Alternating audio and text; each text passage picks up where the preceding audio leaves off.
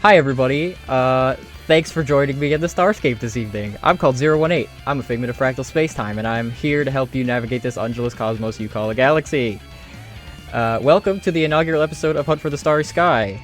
This is a show in which myself and 5 amazing VTubers are going to embark on a journey through a land of dangerous beasts and mythical intrigue. We're playing Dungeons & Dragons 5th edition, but with a twist. Our setting and mythology are based on the Monster Hunter series, and if you don't like or interact with Monster Hunter, please fix that ASAP. Monster Hunter is a series of games that is super deeply important to me, and the world and lore of Monster Hunter has always been very inspiring to my imagination for a really long time, most of my life. So I'm very excited to spin tales within it that I hope you will find fascinating and exciting.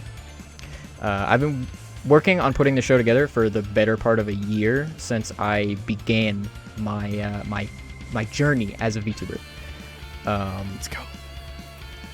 And I am both humbled and very grateful to everyone that's been with me on that quest up until this point and who made all of this possible. This weekend is it's actually an important and special one because in addition to the beginning of the show, it's also the 1-year anniversary of my stream. Hey! Appreciate you guys. So the Starscape first became observable by your dimension roughly 1 year ago today. And it also happens to have been my birthday 2 days ago. So happy belated birthday! Appreciate you guys. My brother. So you can consider this kind of a celebration of all those things at once. So to start things off, I want to say some thank yous to people who were involved in the creation of the show. And who, again, helped make all of this possible. So all of the art that you see in the slideshow that's happening there beneath me right now is done by the absolutely all-around, incredibly skilled and vibrant, pleasant member of KTA known as Scream Puff Art. She is nothing but a pleasure to work and communicate with. She does commissions. Please give her a follow on Twitter. Check her out. She's also a VTuber too, so follow her on Twitch and watch her streams, please. She's an incredibly delightful person. The overlays, the super duper, really well done Monster Hunter aesthetic overlays were done by Sleepy Ghosts on Twitter. Their art style is super unique, and they have an incredibly wide range of talents. In addition to doing this overlay, they are also the artists that rigged my live 2D model. So please check out Sleepy, support their art, and once again, they're also a VTuber. So please check them out, check out their streams and their content as well. I know they're very excited about Deltarune just coming out. I think they're going to be playing that, so please check them out. Naturally, I must shout out this person that I have to credit for creating a huge amount of the gameplay features that are going to appear in the show.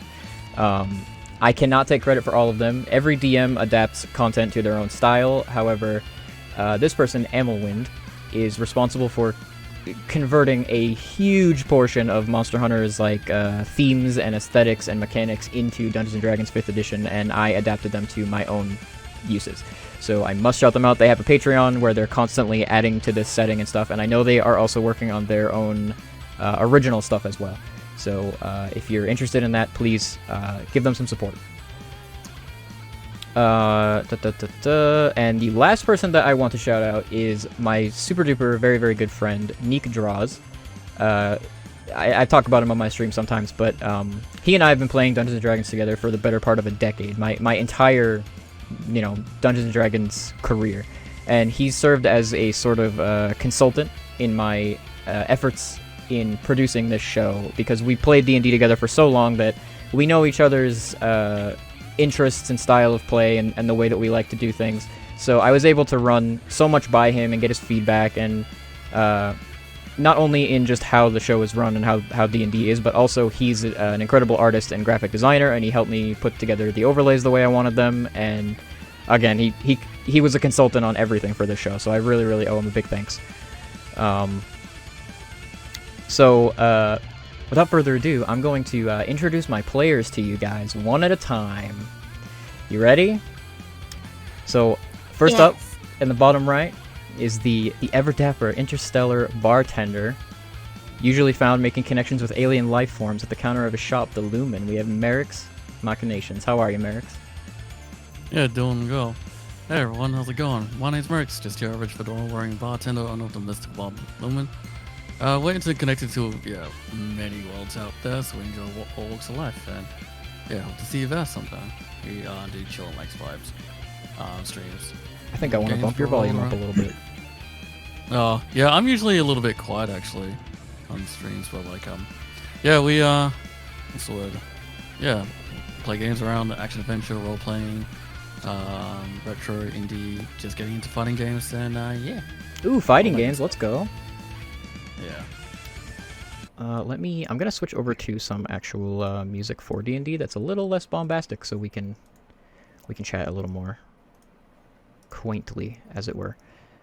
So let me press some buttons real quick. Let's make sure that comes through.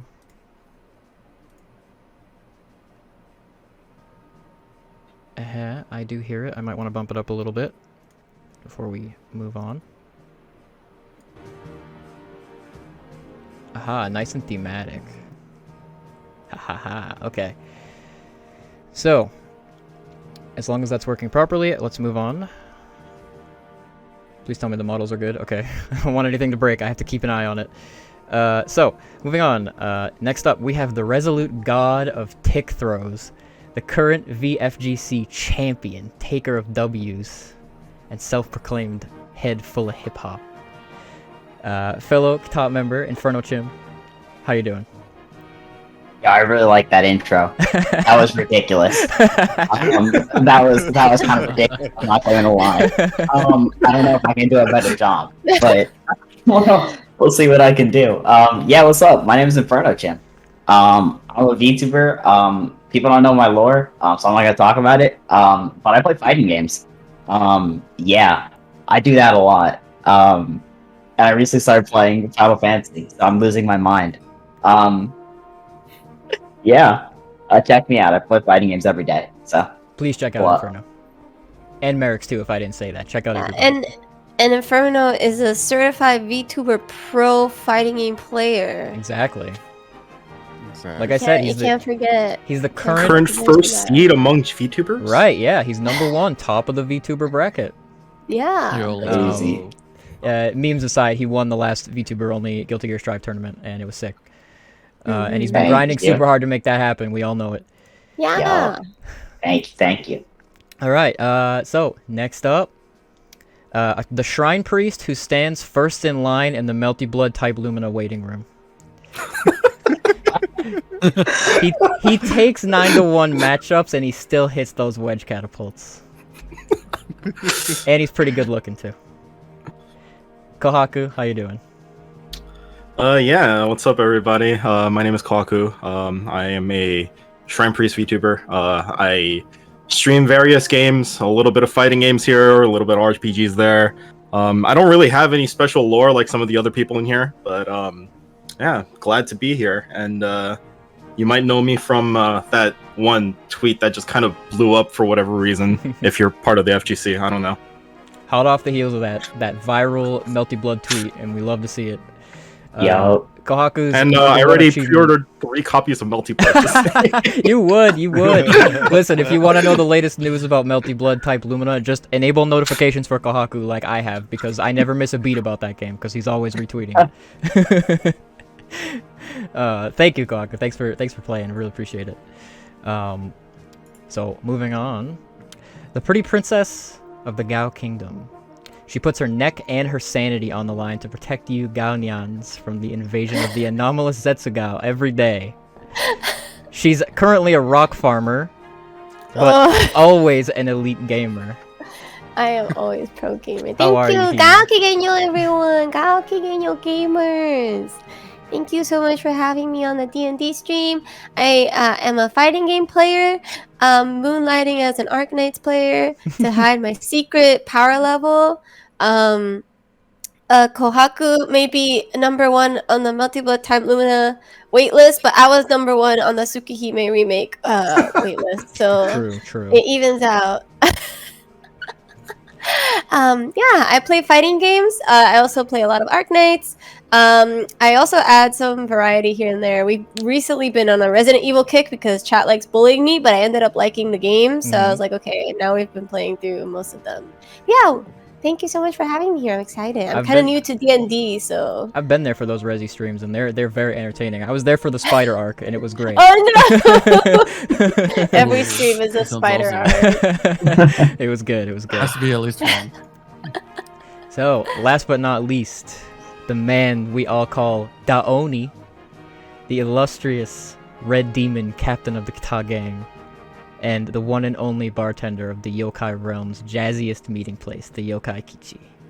Daiji Kubo. Hello everyone, my name is Daiji Kubo and I'm your Oni bartender. And yeah, I don't stream fighting games anymore. But nowadays I stream a lot of choose your own adventure story-based games, like what was that one fucking game that I played? Life is Strange. Batman. Batman. Life is Strange. Yeah. That's what. That one. Batman.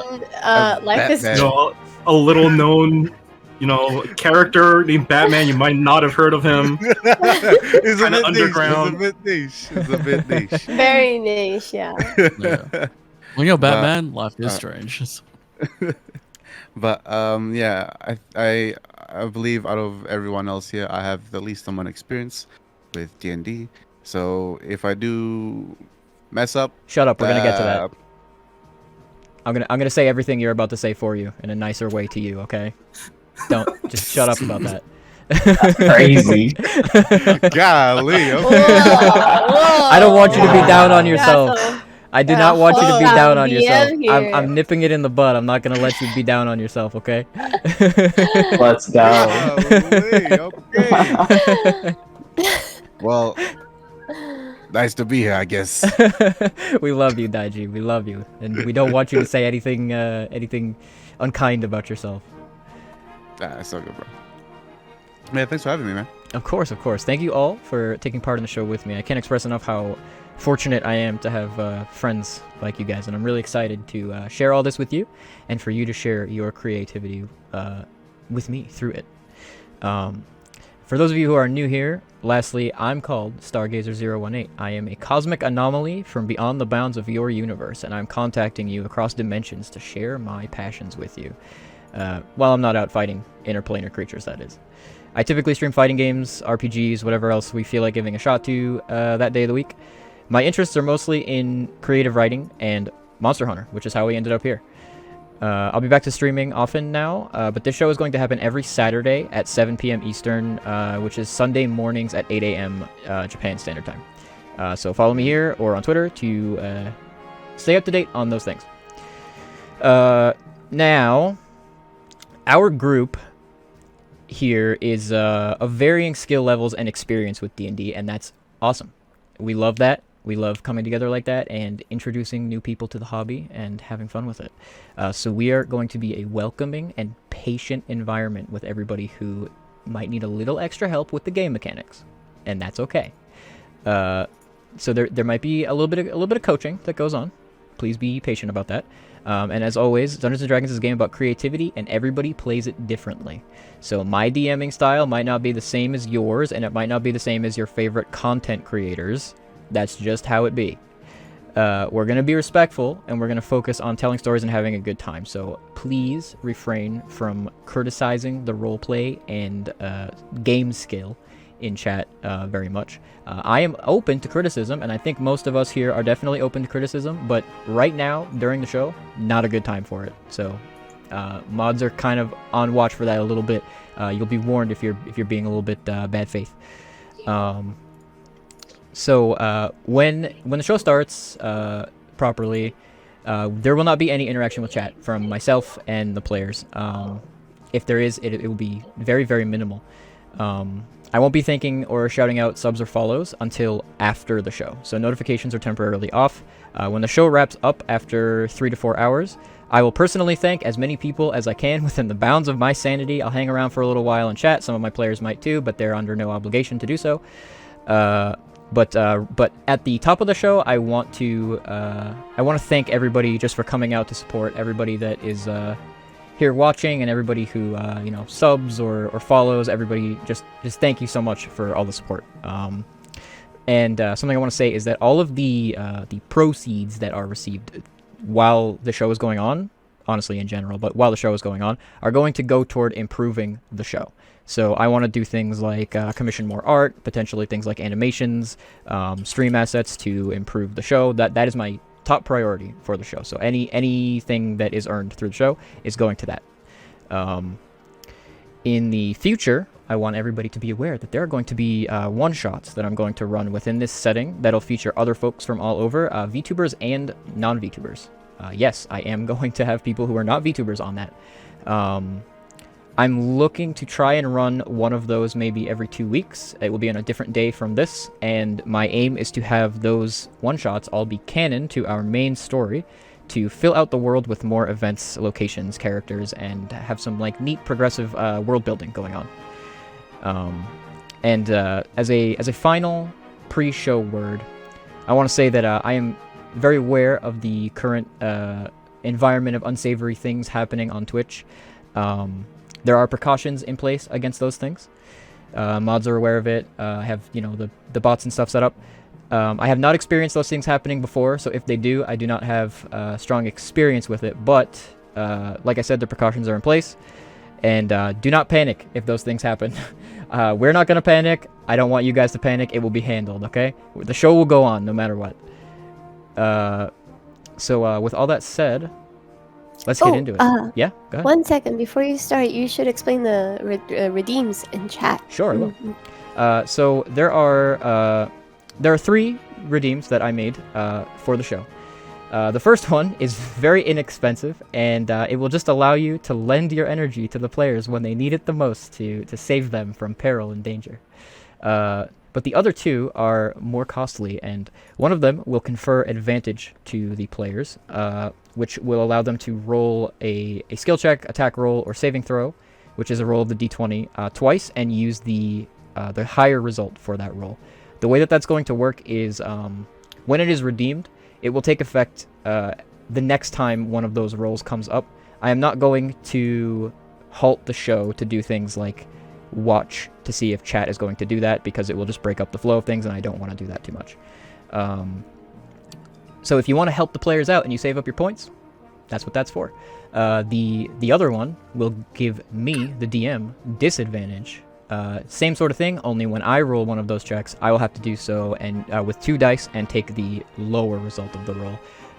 The reason that both of those things exist to help the players and neither one of those are there to hinder the players is because, I'm sorry, friends in chat, I do not want to put the lives of my player characters in your hands. So that's just not very fair to them. So yeah, it takes effect on the next roll that happens. So if you want to help the players out, try to do it in advance and not at the time that the roll happens. That's just so that the show isn't bogged down too much by me allowing the chat to have influence on the narrative in a more active sense. I want you guys to do it predictably. Like I mentioned, I will not be watching chat very much, but there are sound effects to do with those redeems that will hopefully alert me to them happening, because I won't be watching chat too directly. I'll do my best though. I have a lot to juggle to keep things straight. So if there's nothing else anybody else wants to say, let's get into it. You guys ready? Yep. Yeah, Let's good do to it. go. Let's go. Let's go. So, So, once, long ago, there was a time in which our forebears existed in tune with the natural forces of the world. The perfect harmony of the ancients in our past with the great powers found in the natural elements fostered an era of peace among men and unbridled ingenuity. The peoples that prospered during this time are known as the ancient civilization. The greatest lessons we have to learn in temperance, humility, and respect come from their fall. We know little about the events that led to the end of that bygone era. Rumors and myths are all we have to stand as both teachings and warnings. The timeless survivors of that lost civilization can only impart upon us a grim portent should we forget our role in the natural order. It took centuries, millennia, for the mortal races to recover from the terrible Great Dragon War. The spark that incited the wrath of the Elder Dragons has faded into mystery, forgotten and buried. Today, the world is a very different place.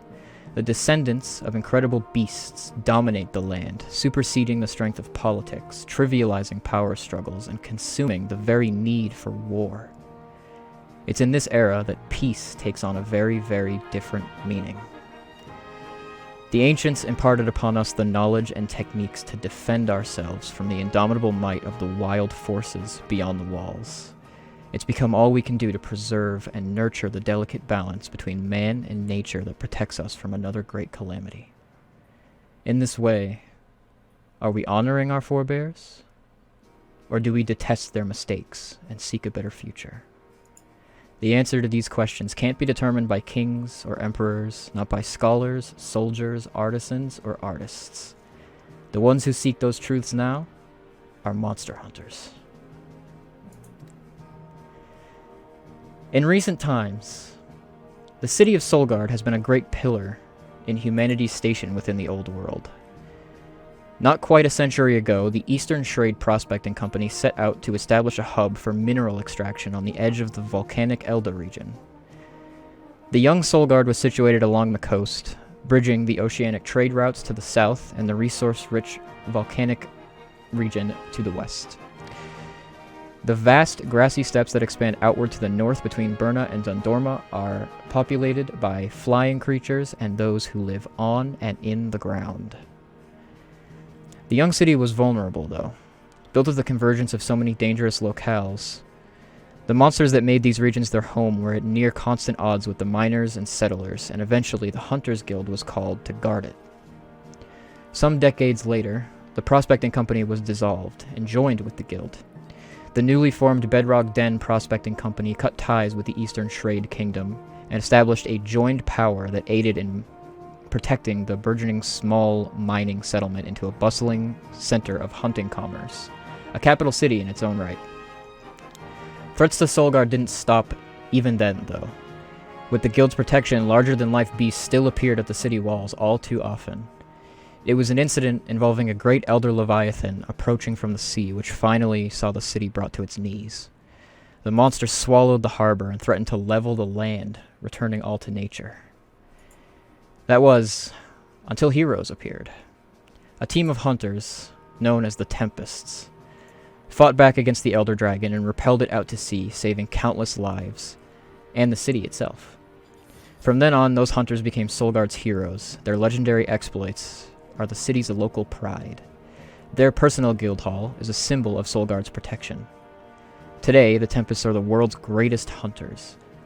But danger still dominates the outside world, and one team of hero hunters could never be enough. And that's why Solgarde put out a call. Today, those who were chosen to comprise Solgarde's newest team were tested in the field.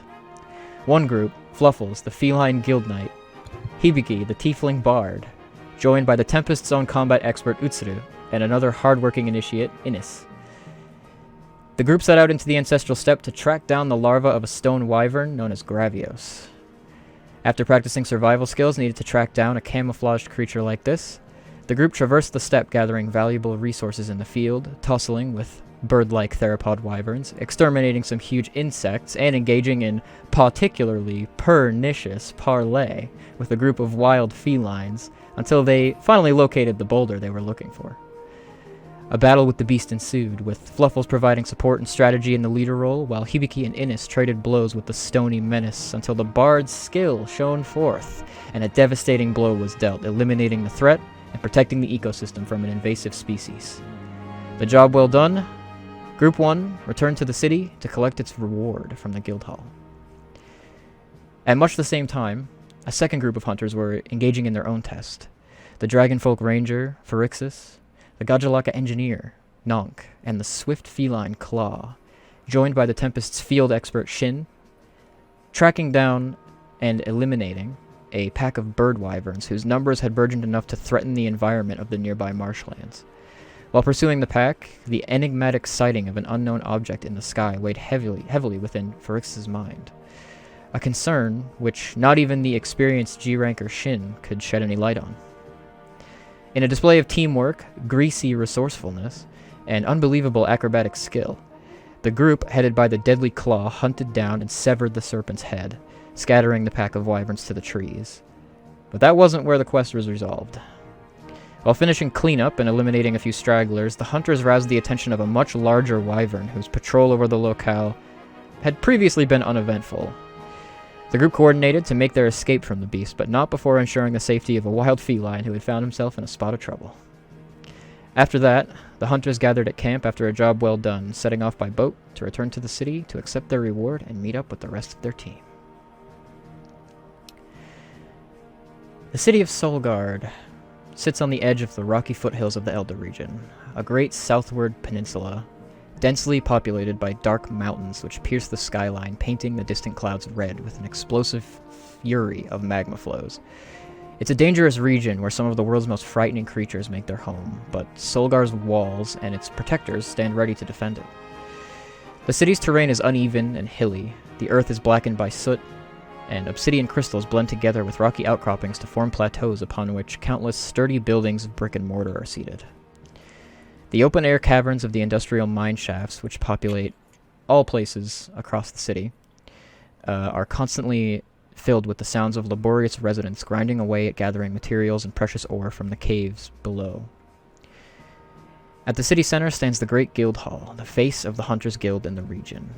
Elegantly crafted out of black obsidian and dark wood, from the outside one might mistake it for a devilish castle or a cathedral. The inside, though, has a much different and more welcoming aesthetic. The main atrium is vast and spacious, one end of the room populated by long tables and benches where dozens of raucous patrons dressed both in casual clothing and full-on suits of armor and equipment drink, arm wrestle, and slather over positively enormous meals which are served on great silver platters by a dozen or so feline housekeepers. The atmosphere is upbeat, as so many comrades in the hunting trade exchange camaraderie as friends and allies. At the opposite end of the room, there's a wooden staircase that leads up to an upper floor where many more hunters fraternize upon a balcony which rounds the mess hall. A long counter lines the wall just past the stairs, behind which stand 3 uniformed guild officials fielding hunters seeking quests and seeing them off through the swinging doors at the back end of the hall.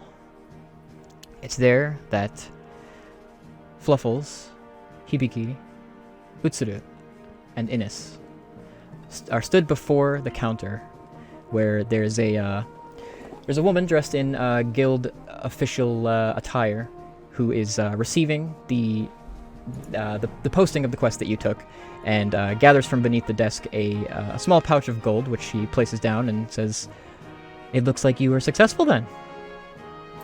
Yes. Yes, we were. Thank you so much. Oh my gosh. Thank you, thank you. Okay. Okay, how should we... okay. How much was the reward again? I do this all the time, you know, it just slips my mind. Well, it looks as if you were not only successful in defeating the creature, but also you completed the subquest that was offered to you, which totals out your reward money to 100 gold pieces. Yay! Good. Alright, okay, we should split this evenly. That's only fair. So, I think so. hold on, let me... she will take the pouch and carefully start counting. Okay. This can take a bit, so if anyone wants to help. Okay, so Fluffles begins counting out the gold in the pouch, but you can tell pretty quickly, Hibiki, that she's not the best with numbers. So as she's doing so, she's losing count repeatedly and like starting over. 1, 2, 3, 8, 5. I will how much over was that? to Fluffles and try to help them out with counting. It's okay. It's okay. I'll help you out. I'll help you out. Oh, Okay. thank you so much. Thank you so much. There's just so much, you know. Okay, Fluffles, I'll have you I make only have eight claws, you know, to count on. So. Fluffles. I'll have you make an intelligence check with advantage because Hibiki's assisting you. Okay. So I hit. So in this Intelligence. case, there's no skill associated with it, so Yeah. just intelligence. Okay. I'm -1 on intelligence. This is incredible. Oh yeah, I'm well aware. What just happened there? No way. Huh? You rolled double natural ones. I rolled double natural. We're off to an incredible start. The I overlay. think I feel like we got more money than I feel like we got more money than 100. Don't you think? Don't you think so, Hibiki? I'm just to make sure. Let me count your portion. Okay. Okay. Thank you. Let me count your portion too.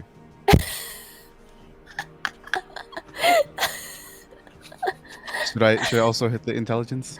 Okay, sure. I was just adjusting something on the overlay. Yes. I will have you make an intelligence check. Just normally, not with advantage. Okay. Okay. So so that's a 2.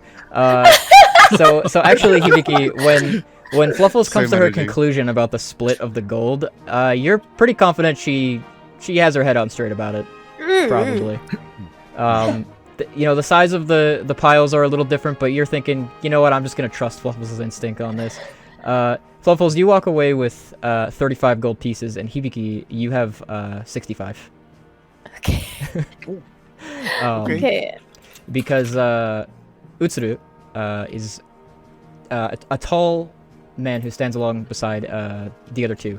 He's a Wyverian man, so he's kind of thin framed with he has pointed ears which poke out from behind this slate black intimidating mask that has the face of a monster whose body is made of stone. It hides his facial features completely, but you can see that he has pointed ears and dark hair. Definitely a Wyverian man, and beneath that he's dressed in thin, sleek, but quite heavy-looking armor. And he carries a large greatsword across his back. And as you're dividing up the money, he says, "Do not worry about Innis. Because he is not joining your team, I will compensate him myself." Oh, thank you so much for your generosity, Utsutsu. Thank you. And Fluffles can take his portion. Oh. Okay. I could never do that. I'll donate it to the guild. the woman behind the counter says, "Well, actually, we take a portion of the reward money already for sanctioning the job, so you don't do that. Oh. Please don't do that." Okay.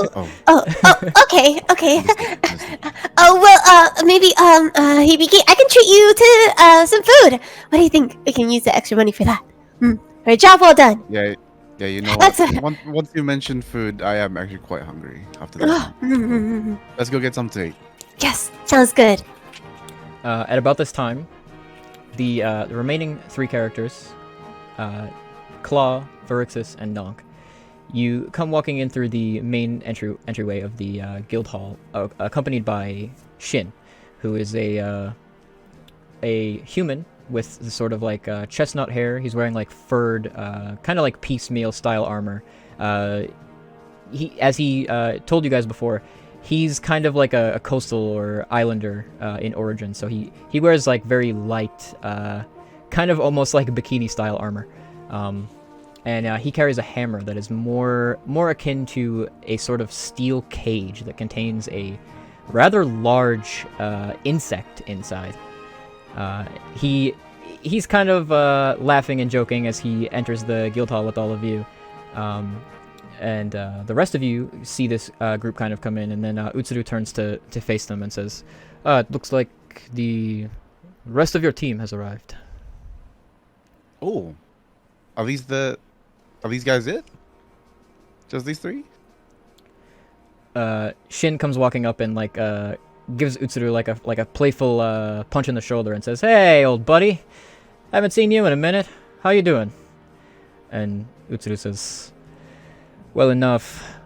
We have a lot of work to do though, and these people, they should not be distracted by our fraternizing. Perhaps we'll meet again later." And Shin says, man, you're never any fun. Alright, you guys. Looks like we've met up with the rest of your group. The 5 of you are Solgarde's newest, best, and brightest. Maybe you should introduce yourselves. Well, go on. Someone go first. Take a step forward, raise up one of my paws, and I say, "Nice to meet you all. My name's Claw." And I do a little bow. Do you want to describe your appearance a little bit? Yeah, sure. I am a black feline. Black feline. I got a scar across my left eye. Wait, left? Yeah. Left eye. And yeah, I got a mean mug on, and yeah, I got white, black and white caps and green eyes. So, in spite of his rather mean mug, he appears to be rather personable, almost friendly. Ooh, nice to meet you, Claw. Hibiki does like a little light bow to Claw as well. Well, who's next? I take a step Whoops. forward. I kind of Shit, I fucked up. go in for a handshake at Hibiki, I guess. And I'm just like, "Hi, I'm Phrixus. I guess we're all together now? I guess Yeah. we'll be in each other's care." Yeah. I extend a hand to shake Phrixus' hand. Oh, yeah, no, we'll be together from now on, so. Yoroshiku! It's a pleasure to meet you both. I'll just skirt from around and like open up. Well, actually, yeah, my mouth would be open actually at this time. It'll be, "Hi, this is Nonk. Nice to meet you." And I'll like stick out my little red hand. It's a pleasure to meet you, Nog. Pleasure to meet you too, buddy. Whoops. So Nunk is wearing a rather frightening-looking mask. The likes of you guys have possibly seen Gajalaka before. They're a race of Linians similar to felines. However, they usually tend to live in sort of secluded tribes. And sometimes they aid hunters, and other times they do not aid hunters very much. But it's quite rare to actually see one become a hunter. So this is something a little different. However, with 2 felines in the group, different is kind of normal for this group. So, hey, there's someone a little more different than you, Fluffles and Claw. Oh wow. Okay. I suppose I should introduce myself as well. My name is Elle Gray, but feel free to call me Fluffles. I believe I shall be leading our group. It's my first time being in a leadership position, so I'm a little bit nervous, but nothing to fear. I have been in many hunts so far. Thanks to all the training for the kills. Thank you, everyone. And then she'll extend her little paw as she got louder and louder, very stiffly. As your voice rose louder and louder, Shin actually like lifted his ears and very dramatically plugged his ears and turned his head away from what was going on there. Hibiki looks to Paul like, "You okay there, Captain?" Yes, nothing to worry about. Yes, nice to meet everyone. She'll keep extending her hand very awkwardly unless no one grabs it. She'll let it fall. I'll go. I'll grab the hand. Oh yeah. Oh, okay. Nice to meet you. Nice to meet you. Nice to meet you. Well, I'm sure if we ever get stranded and need help, and someone needs to scream out for help, we know who to call. Yeah, I don't know what you're talking about. So the woman behind the counter that just paid the other group says, "I think the rest of you have some money to claim as well if your hunt was successful. Sounds like it was." Yes. Harry.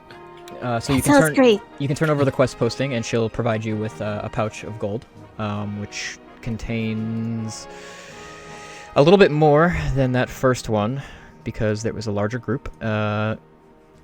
The total pay for that one was 130 gold. Of course, you're free to divide it up in any way you like. And at this time, the guild worker also says, now that all of you have completed your sort of tests, you will all be granted, well, the official title of hunters for the guild. So exciting! Which means Thank you so much. I have a guild card for each of you. And she goes under the desk and comes back with sort of like a, you might say, credit card sized, yes, card. It has your name on it, your status as low rank hunters, but where it says what group you're affiliated with is blank. And as you see that, she tells you, you're able to give your team a name if you wish. You don't have to now, but if you're looking to, you know, become well known throughout the land, it would help that people have something to know you by.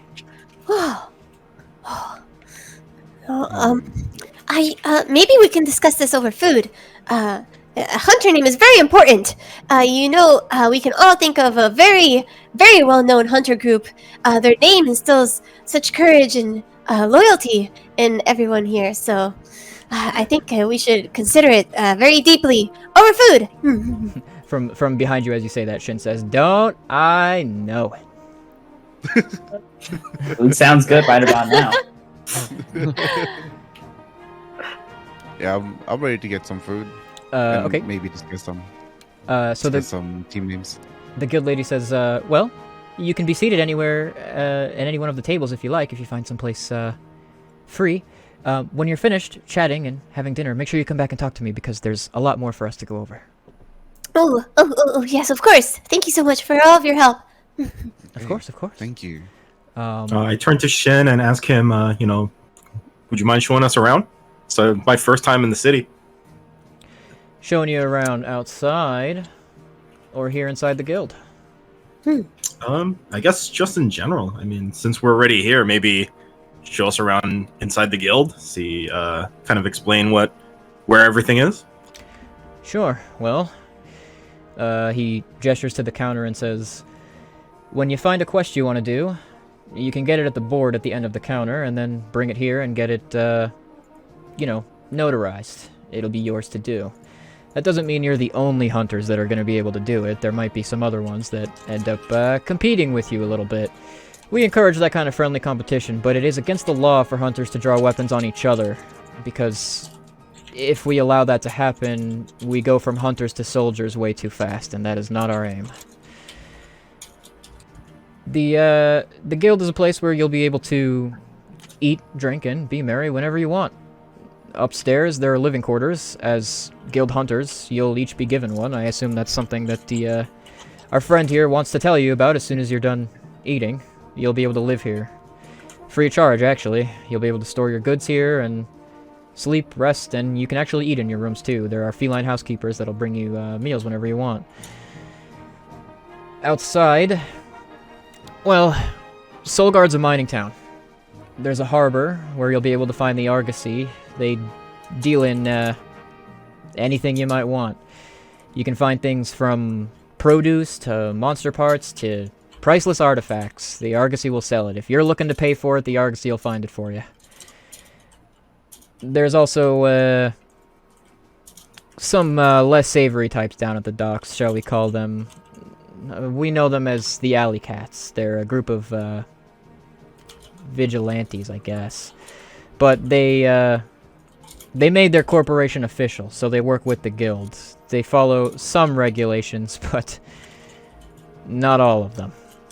I don't like them very much, but maybe you can get on with them. They just run things differently. They butt heads with the guild knights sometimes. That's where you can find them. There's also the smithy, which is around the back side of the guild hall. That's where the artificing workshop, Sector X, is. One of my good buddies, Tori, is the head of the workshop, but I don't think she's in town right now. Apart from that, you'll be able to find the Elder Dragon Observation Team. They're located north end of town. They've got an observatory that they use to keep an eye out for Elder Dragon stuff happening. That's really important. We value them pretty highly. as I recall, the Scrivener's Lodge, they're researchers. They're actually here inside the guild hall, upstairs. They might be useful for you to meet up with as well. And then there's where we're based out of, Tempest Hall. It's, east of here. It's another guild hall like this one. It's about as big, but, we trade in different kinds of quests. Possibly a little more challenging, but you should definitely come by and check it out. You'll find, hunters of, another caliber there. And, I think the last thing I want to tell you about is the arena. Don't sleep on the arena here in town, because yours truly is the Lord. And if you ever feel like competing and testing your skills where hunters don't become soldiers, come and find me there. Oh, of course. Oh, Sounds fun. sounds very interesting. And Thank then you so much. Utsuru pipes up and says, and do not forget the Guild Knights HQ. It's just north of here. Fluffles, you're going to want to visit there. Yes, of Perhaps course. not today, but at your earliest convenience. As soon as possible. Got it. Thank you. All right. Well, I'm glad we got such a thorough rundown of the city. I've been here a little bit myself already, but you know, I've mostly been training with the guild, so. All right. Nose blacksmith. Oh, nice. Well acquainted, I see. Hopefully, you can get us good deals. All right. Utsuru, do you recommend a certain place for us to eat? Well, you Where could do you eat. like to eat? You could eat here, or you could go to Tempest Hall. What does everyone feel like doing? Where is the best grub at? Sitting down. Food is food. Claude just seats himself. He's all right. I've seated myself. All right. Well, I suppose we'll eat here. Sounds good. And then Fluffles tries to mess with her pouch of gold. She's like, "I'll pay. Don't worry. As your superior, that's my duty. How much do you think it'll take to feed all of us, including you, Master Utsuru, as well?" Well, actually, You I have some. don't have to pay. You just got your pay today. You don't No, have no. to pay for all of it. Oh no, it's not a problem at all. Don't worry. I want to treat everyone. Oh, Utsuru, you're busy? Okay, that's okay. I have some duties to get back to, and Shin says, "Yeah, me too. The arena's gonna be missing me by now, so I think we're gonna head off. But we'll probably see you around town, maybe." All right. Sounds good. Thank you. Well, Thank you for all your guidance. help. Of course. Really appreciate it. You all take care. I hope to see you guys again, doing great things. We'll try. And with that, the two of them depart the guild hall, leaving Innis actually standing he's behind where they were. Suddenly you're reminded that he's there, and he says, "Well, I guess that means I'm probably gonna get going too." Oh, okay. it is. Sorry. Yeah. Thanks for the hunt. It was a pleasure working with Good you working guys. with you. Yes, and thank you. Thank you for all your help. I hope I see you guys again soon too. I'm gonna be heading back home pretty soon and getting back to work there, overseas in Yukumo Village. Good luck with Oh. all of your work. Well, safe travels. Thank you. And I hopefully appreciate it. our paths will cross again. Yes, all of you, stay safe as well. And with that, he turns and leaves the guild hall. The lot of you can sit down at an empty space at one of these long tables that reaches all the way to sort of the back end of the hall. There's a dinner bell that you can ring. There's kind of one maybe every 10 feet or so on the table. And only very shortly after you do, a feline comes scurrying up and stands beside the edge of the table, kind of near to where you are, Fluffles. And they have a little notepad and a quill in their hand, and they say, "What can we get all of you? All right. Hunters." Everyone, feel free to order whatever you would like. Do you have a special today? Our special is the same as it always is, my dear. The Royale cheese and blessed wine. It's not really blessed. It's just very tasty. Oh, I see. Say I see. less. I'll take that. Thank you. Same here. All right. I actually I would like something with some meat. Like fish, maybe. Actually, instead of like beef. How is grilled sushi fish? Oh, sounds delicious. Thank you. I'll have that. Actually, if you can, just change my order a bit. If it's possible, and if it's not too much, can you double the portion, please? If it's Double okay. portions for the tall man. Hungry. I shall. After that previous quest, I got quite the munchies, honestly. Oh, of course, it makes sense. We were out there for quite a long time. And for Big you, steak for Nonk. simple steak. Aptonoth meat, fine? Yes? Yes. How would you like Big that cooked? portion. Mm, Yes. Yes, Medium. then? Yes. Cooked? not good. Good. Eat. A man of very few words. Oh, so mysterious. I have to learn some of that charm too. And you, winged man. Surprise me. Surprise. Surprise for the winged man. Okay. I shall surprise you. Okay. Thank you so much. The Oh, and if you feline- got tea, please, I'll grab the tea too. Very, very well. Very well. Tea and wine together. Strange combination, but we'll call that an additional surprise. And the feline turns and goes kind of waddling off to like a kitchen that's at the back of the guild hall. Oh, okay. And with that, you're left alone. Well, everyone, I was with Hibiki on our expedition, but how was your expedition? We haven't heard about any of your activities yet. How are you all doing? How was it? It was amazing. Oh, You know, we struggled. No struggles. Very easy, simple, in and out type mission. You know. oh, I see. Wow, so talented. It was your first mission, right? Wow. Yeah, I was pretty easy too, right? Too bad. I did get a little bit lost, but thanks to Master Utsuru, we had a wonderful time. I'd Nice. say so. Nonk discovered spatial bag. Very fun. Spatial bag. You disappear. Spatial. Whoa! So I've only heard of Get it. stuck in a bag. stuck in a bag and whole body in bag. Oh, your whole body in a bag. Oh, like a body bag? What? At this point, Nonk starts to stand up on his seat, sort of explain, stick with his motion. He's like stick head and bag, and then stand up, and bag disappear. Overnight. Oh. You sort of start to get the picture of that, because of his tall, small stature.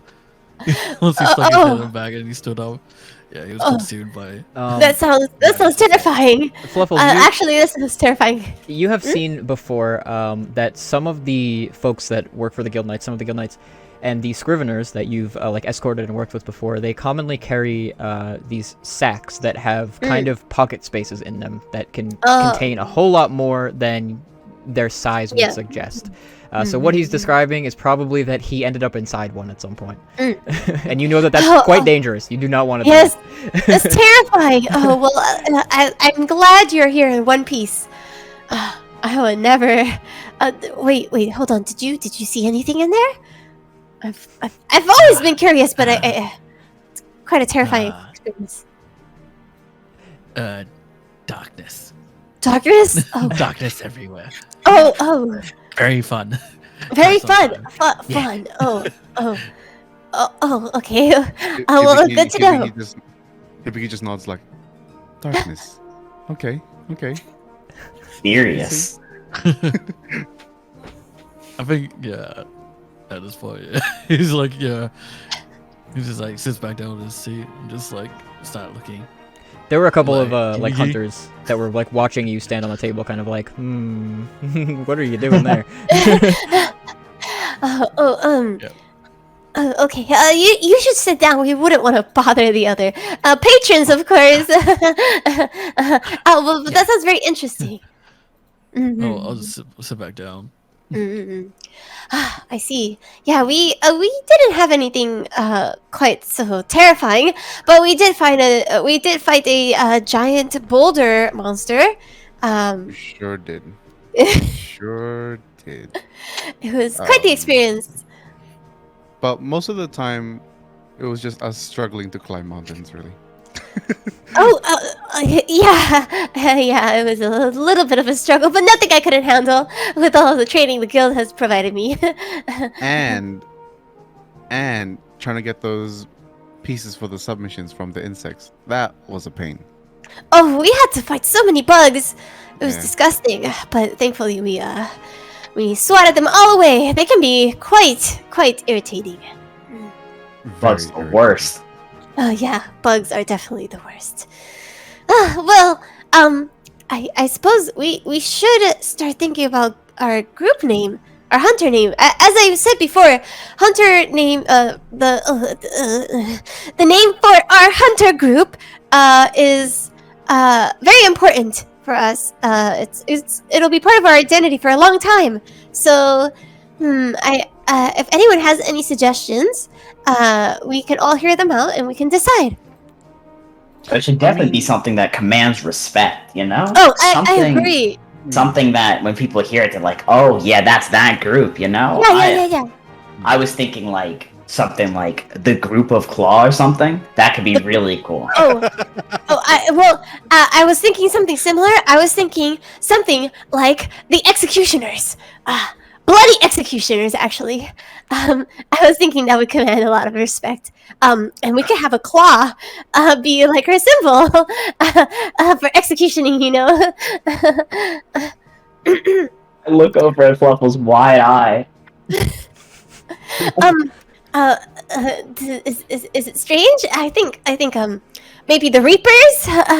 And we could have a scythe shaped like a claw. That might be cool.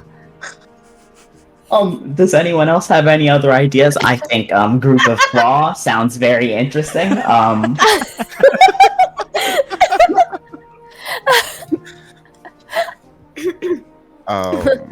I am. Unfortunately, I'm a bit too exhausted. I am exhausted. I can't think. So I gotta wait for my food. Then maybe I'll come back to you with a suggestion. Food to fuel the brain. Yeah. Meanwhile, I we was should kind give of. it more consideration. Oh, yeah, you go. Oh no, go ahead. I was just gonna say. Meanwhile, I was kind of like zoning out, not really paying attention to the conversation, thinking about basically what I saw in the sky while during our mission that like no one else kind of saw. Just kind of thinking about that to myself. Okay. Oh, are you so doing Phyrex all right? He's kind of Oh, doing like sorry. 1,000-yard stare the whole time you guys are talking. I have my hand to my chin, just kind of zoning out. Okay. Fluffles is gonna wave her paw in front of you. Hello? Are you alright? Sorry. Yeah, there was something that I was pondering about. Oh, pondering? Like what? What was it? If you can share, of course. Don't want you to force you to share. if you don't Well, want it was it might have been just my illusion, but it seems none of my companions kind of experienced the same thing that I did. Oh. During our mission, there was this bright. I don't know how to describe it, but it seemed like this figure in the sky above the clouds with this bright, shocking glint of light beaming down, staring at me. Oh, But maybe it since was none of my God. companions knew what I was talking about. And when I asked Shin, he said he seemed to be kind of afraid. Oh. Huh. Yeah, Shin's a coward like that. It's Well, alright. I wouldn't say that. That's quite a rude thing to say, but it does He sound has shiny very, friend though. very awe-inspiring. Maybe it was like God, or something like that. I mean, Oh, or a god? during our quest, we did see something in the sky as well, but It was I a believe wyvern. yeah, it was a wyvern. Mm-mm. Was Shin was the seemed figure you to saw? Shin seemed to recall something about a story or a legend regarding some kind of elder dragon that kind of had a similar features to what I saw in the sky. Oh, that's terrifying. Oh, well, you should report it to. Well, I'm sure. I don't know. Maybe you but should maybe report it. maybe I was just seeing things. I'm not really too sure. Well, I still think it's important to notify. You know, if more people start seeing it, then it's good to have a heads up, even if it turns out to be nothing. The city has dealt with a lot of issues recently, so we gotta keep our eyes out to protect it. Yeah, Fluffle's right. Whatever you see, you gotta notify us. Yeah, see if you see something, say something. As they always say. As he says that, I just nonchalantly just look at Hibiki and like, blue man is blue, because I've never seen one before. Notified. Good job, Knock. Oh, He yes. looks to Nonk and is like, me? Hi. Why? Yeah. I am quite blue actually. Thank No, you. you are pretty blue. You. It's quite a beautiful shade of blue. Yeah, actually, Hibiki's race is quite starkly unique. It's something that none of you have really seen before.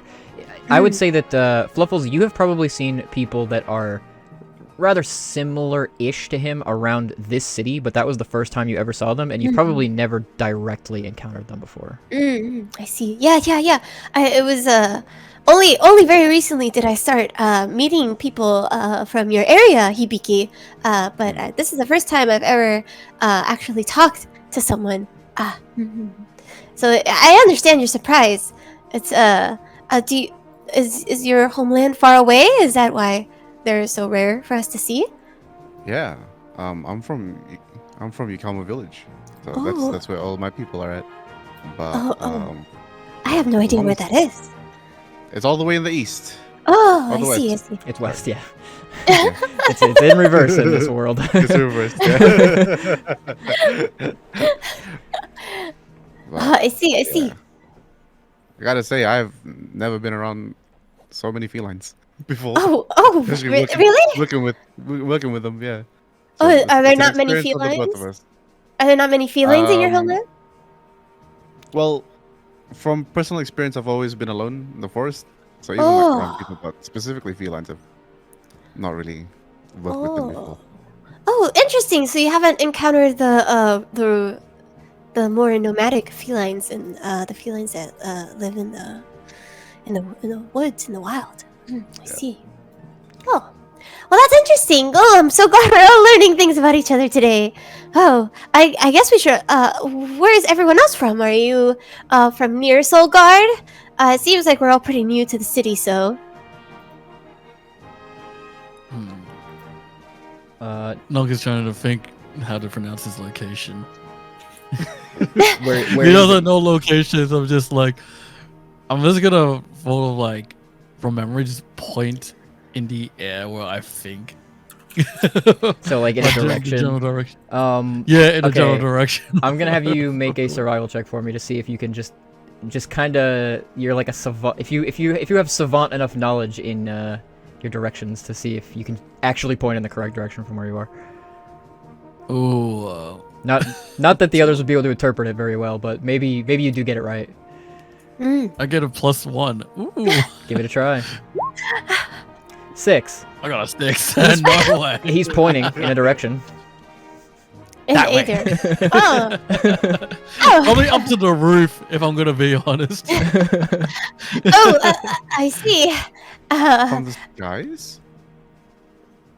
Can you fly? No. Oh. Don't think so. Oh, Maybe. I guess All right, now. up north. Yeah. Oh, well, Yeah, interesting. No.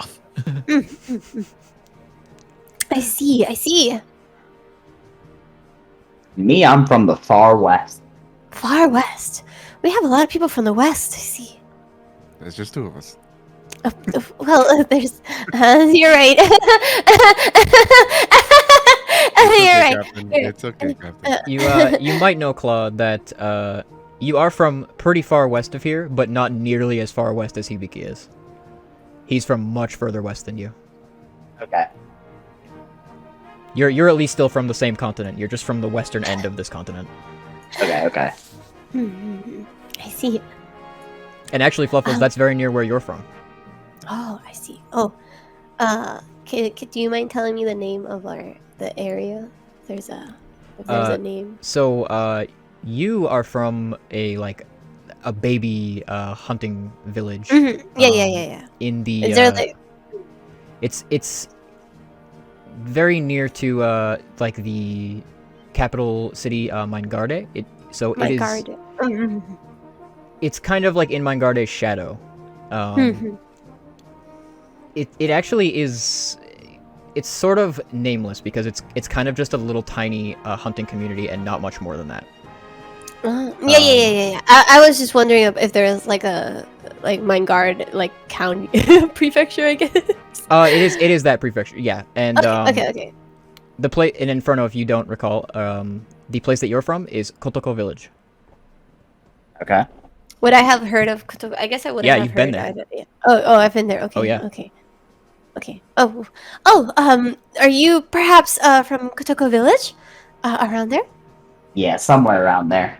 Oh, I see. Oh, that's wonderful. We're pretty close to each other then.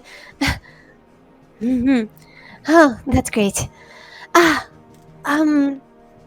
wonder how long our food is gonna take to get here. I'm feeling really peckish right now. As you're starting to think of that, there are two felines that come up. They're kind of waddling and balancing these wide platters that are covered over in plates that physically it is ridiculous that they're holding these things. and they're actually actively stumbling as they walk and very nearly dropping them, and it gives all of you this extreme anxiety, but it's almost all according to plan. None of them spill a drop of anything from any of the trays. Each of your dishes are placed out in front of you as you ordered. Nunk, your meat is definitely cooked. But Pharixis, what ends up in front of you is this transparent bowl that is rather large. I'm talking as large as the width of your arms if you were to kind of touch your fingertips together. Okay. And it is filled to the brim with salad.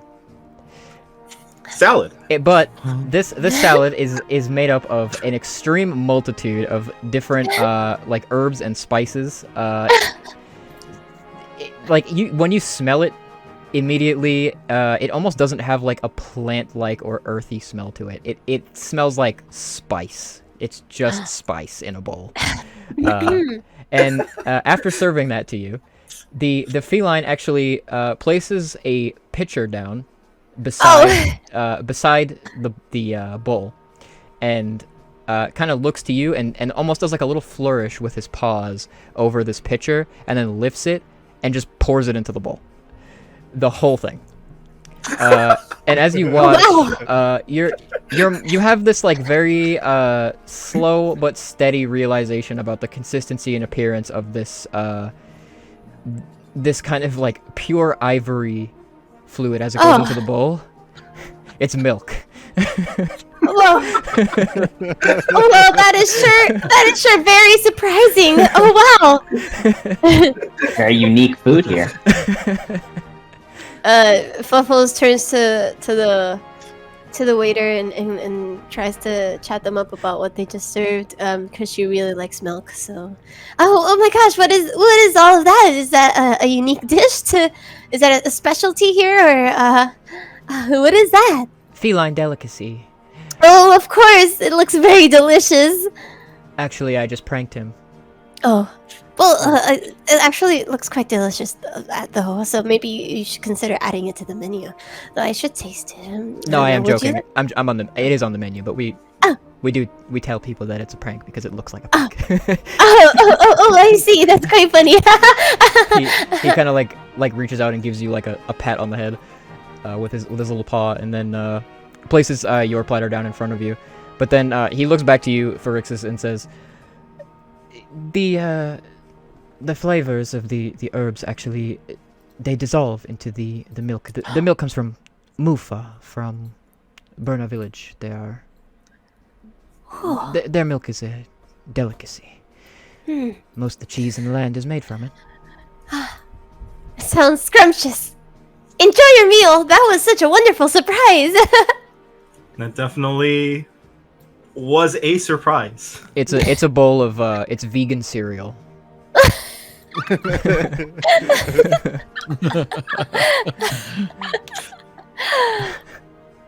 And everyone else just has like these lavish plates of meat and fish. It all looks good, but I will say, Ferix's actually kind of smells the best out of all of them. It has like the most unique scent to it, and it smells delicious. Yeah, I'm digging into my cheese or something. I don't know. Royale cheese and blessed wine. It is literally like a pyramid-shaped cheese. And Yeah, actually, I'm going crazy. there's actually like a crown, kind of like carved into it with a knife. And you were also brought a like a goblet of wine that has this positively divine smell to it. The blessed wine, which you were told is not literally blessed. It's just very tasty. I'm going crazy. Hibiki waves his hand to the waiter and asks, by any chance, do you have any bread, by any chance? Yes, bread. He's like placing your cup of tea down beside your double portion. He actually brought you a rather large cup of tea, like almost a flagon of tea, because he guessed that that's probably the appropriate portion for you. And then he kind of gestures to one of the other felines who goes dashing off back into the kitchen and then comes back with a kind of like darkish colored bread. Not quite like dark bread, but definitely not the gross processed kind. It's nice and healthy looking, and it's actually like almost a whole loaf. And there's even this delicious kind of melty butter that he gives you along with a knife that you can use. There's enough there for you to share with everybody, unless your name is Hibiki and you eat an entire loaf of bread.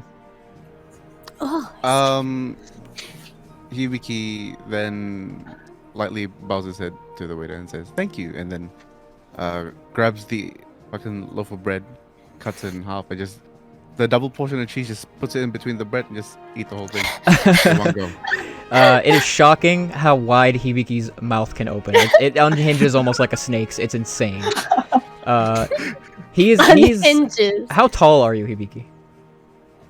I am around 6'5".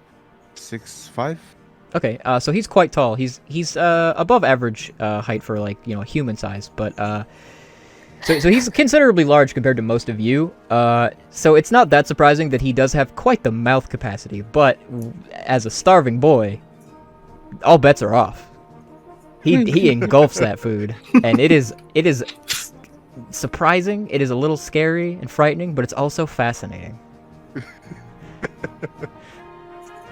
And I watch in horror.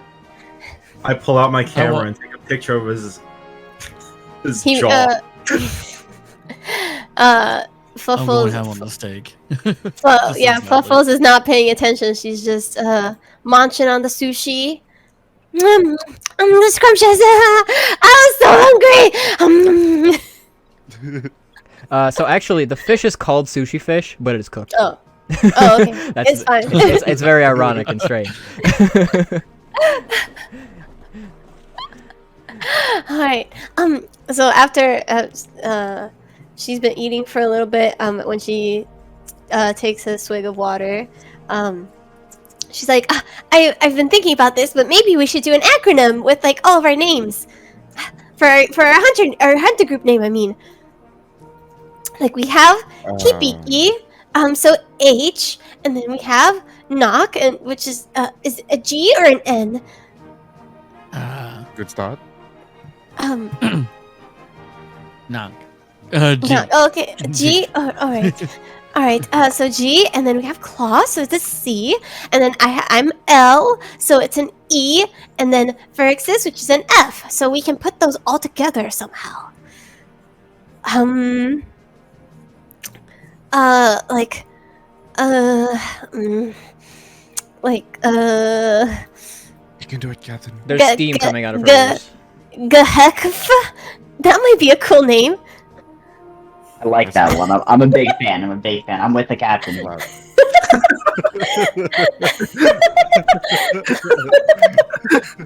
Pray for mercy from Gehekfa. I'm just.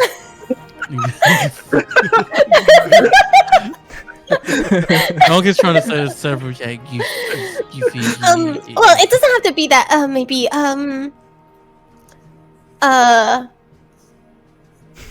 It's a lot of consonant sounds.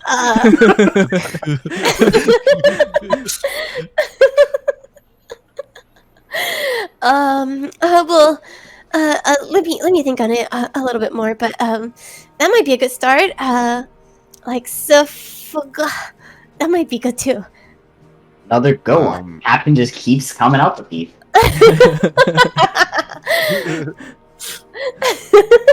It's a start, Captain. It's a start.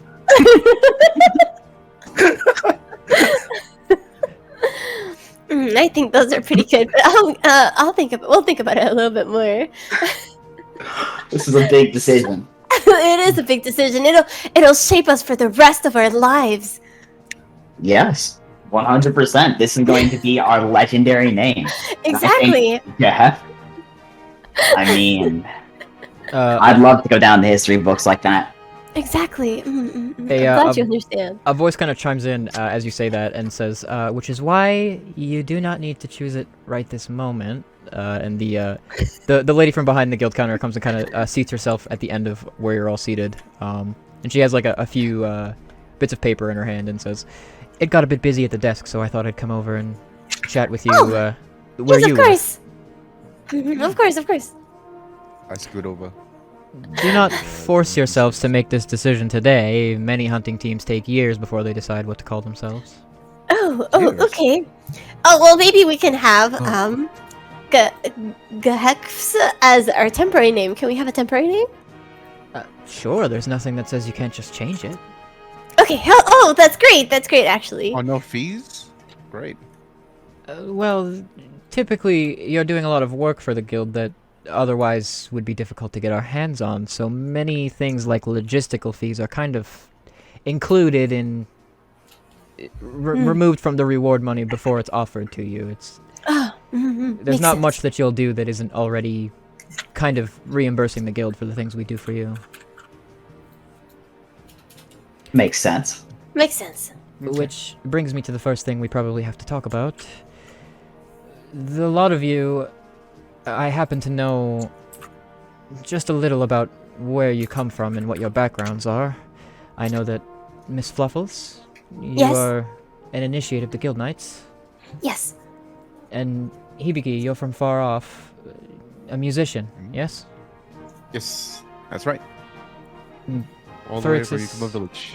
You don't come from too far away, but your background is rather, well, a little empty. Maybe a little bit. And Claw.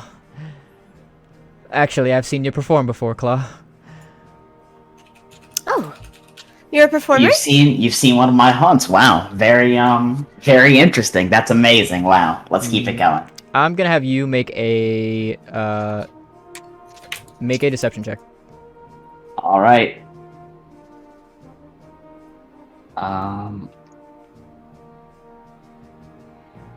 Wait, what just happened?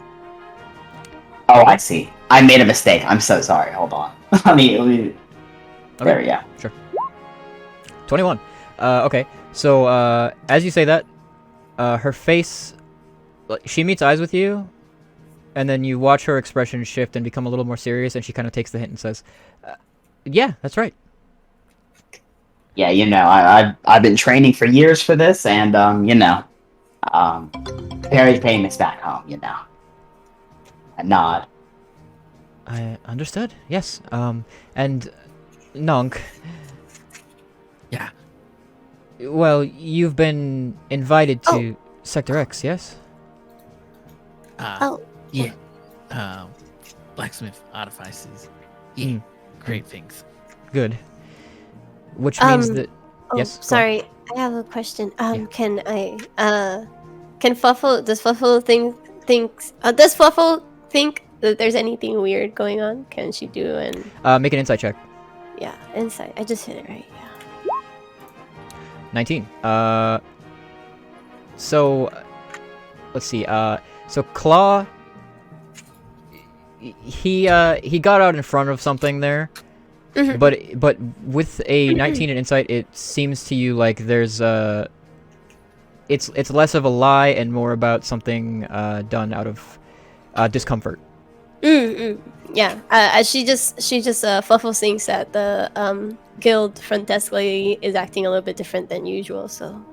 It seems like maybe she said something that she wasn't aware was just kind of out of line. That's strange. Okay. Thank you. Okay. And so she says, with all of those things, that means that none of you have any experience in handling a hunting team. That is to say, you need a handler. A handler? Handler? Oh, yes. We do actually. Handlers are liaisons to the guild. They typically do things like scout jobs, and well, they can kind of handle your the routing for your career. They can help you with your goals and aim your decisions on what work you choose to take and how you choose to take it, so that it will push you in the direction that you wish to go. So if you seek to make a whole lot of money, or grow your notoriety, or perhaps, well, perform great heroic feats and aid in the repulsion of dangerous creatures from vulnerable places, a handler is the right person to express those things to, and who will find the right jobs for the, well, job. Yeah, very, very important for groups to have a handler. Do you have anyone in mind? Well, actually, the guildmaster kind of knew that there was no candidate among you to assume the role. And so, before you all arrived, we put out a call, and there are a number of candidates that submitted, how you say, offers. Oh. And then there were some that the guild itself scouted for you. Oh, that's kind of them. Sounds Do we great. get to choose? Well, yes, I have a list of them here for you. I would recommend giving them all a read, and if you want to meet them and chat with them about it, they're all here in town.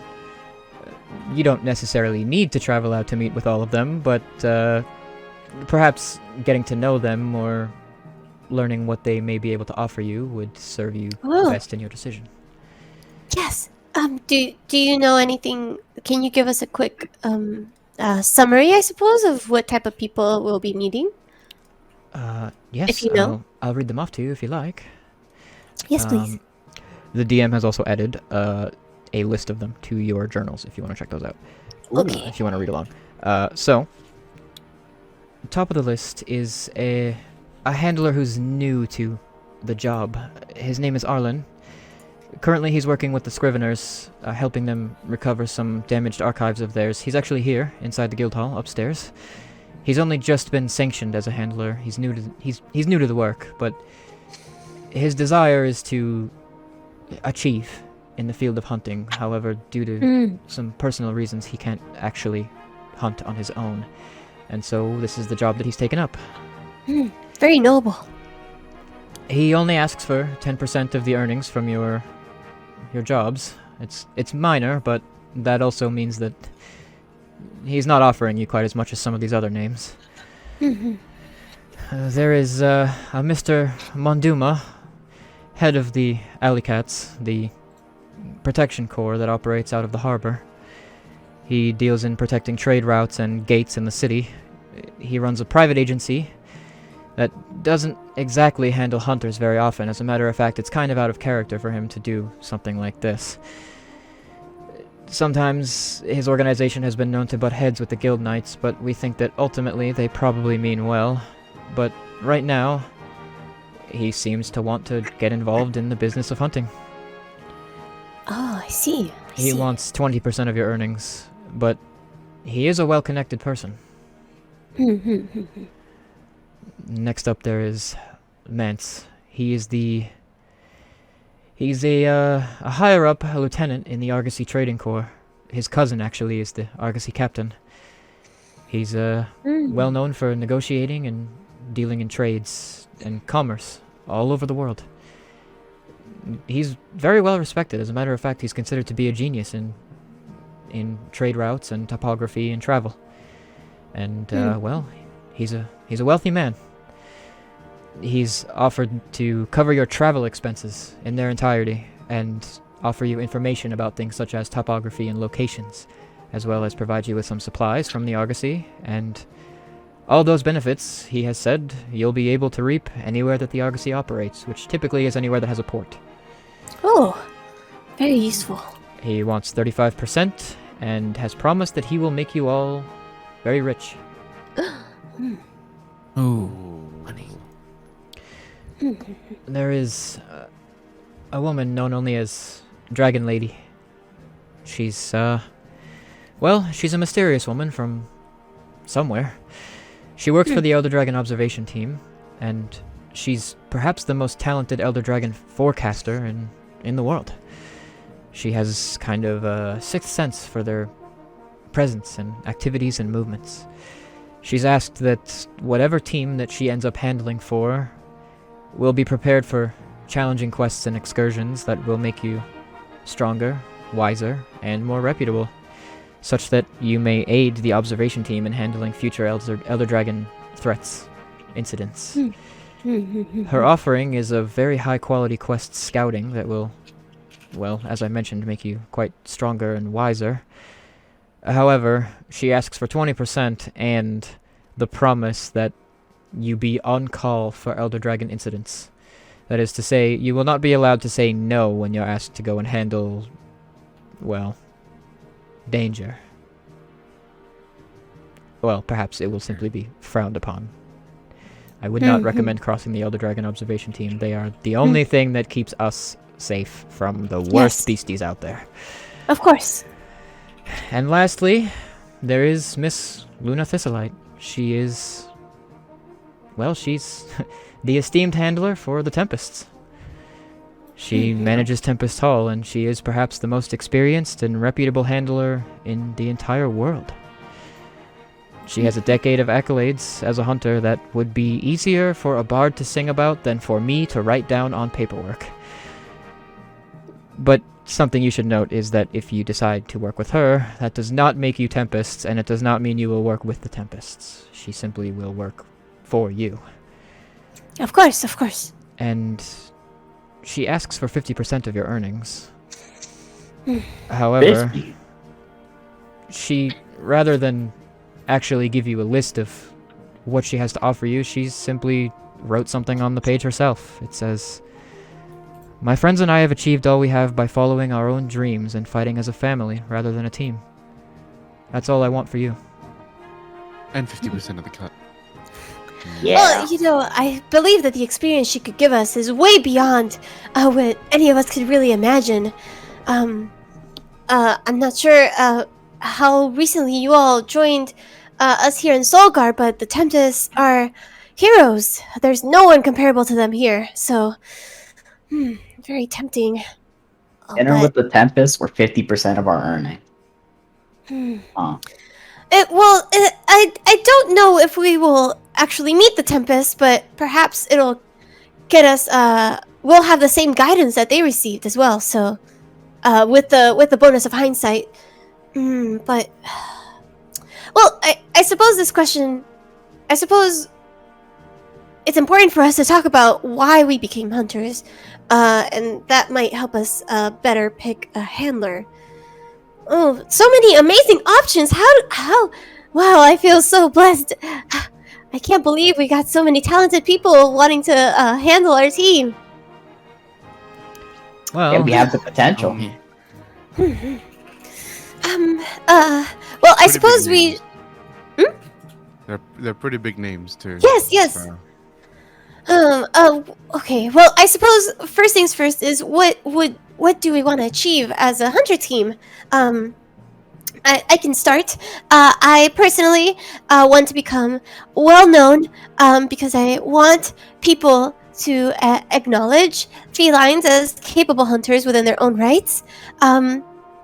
So and I also want to, of course, help people. So um, personally, I greatly admire the Tempest. I'm very interested in Miss Luna, Miss Thistlelight. But I also think there is benefit to finding our own way and going with a less experienced handler, so that we don't just get compared to the Tempest all the time, but we grow into our own group. That's my opinion, at least. Um, what do you all think? I mean, I'm with Fluffles here. My goal as a hunter, become the greatest. Not a Tempest, Tempest wannabe. The best. We need to forge our own legacy. So, whatever that means, I don't think Miss Luna is the one for us, or for me. I see. Very cool. Nong just wants to build, find old technology Oh. and build big weapons. Oh! I think Mance sounds pretty nice. Good connections. Oh. Lots of trading material. And money. Yeah, money. Well, my reasoning for being a hunter isn't really like for like the same reasons that you, Fluffles or Claw, really aspire towards to. My reasoning is a bit different. More so for the adventure and being able to travel. Like throughout all my life, all I knew is just dealing with nature and the monsters around me. And if I get to do that and also travel the world and see new sights, listen to new sounds, I'm perfectly happy with that. So I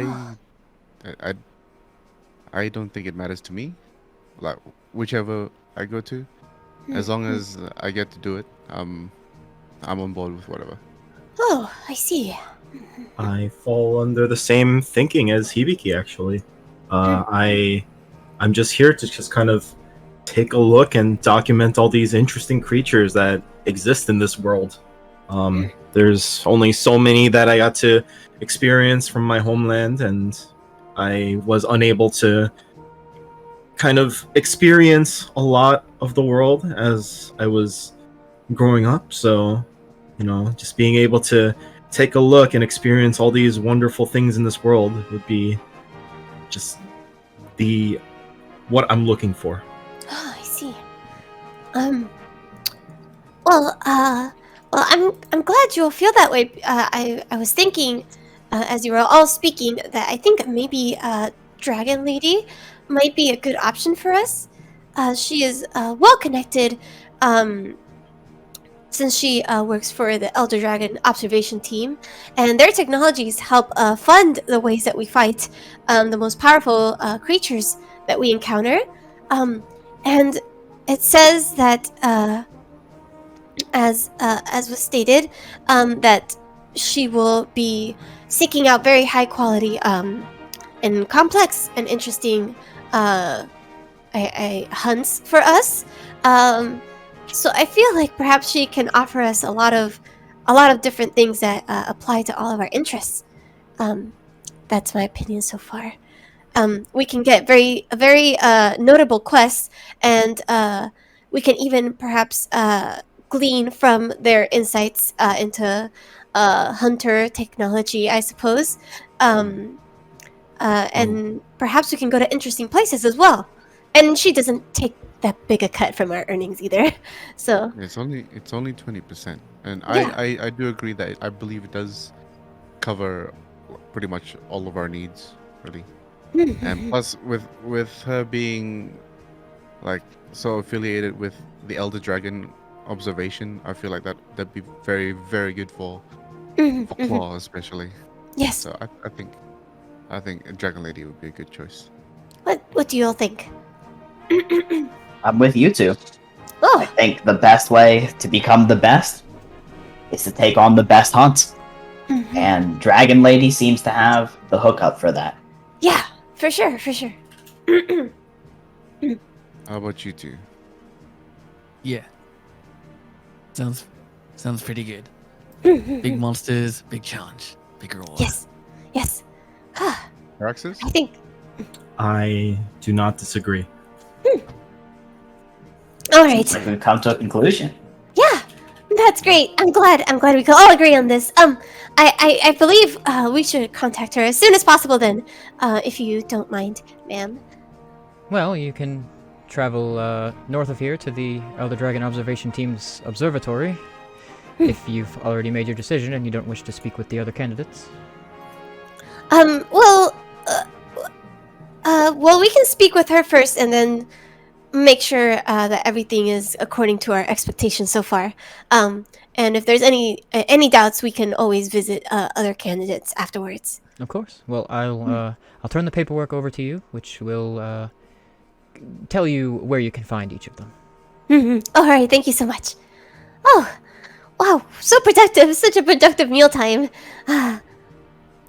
This is what our brain can do on energy, on a good meal.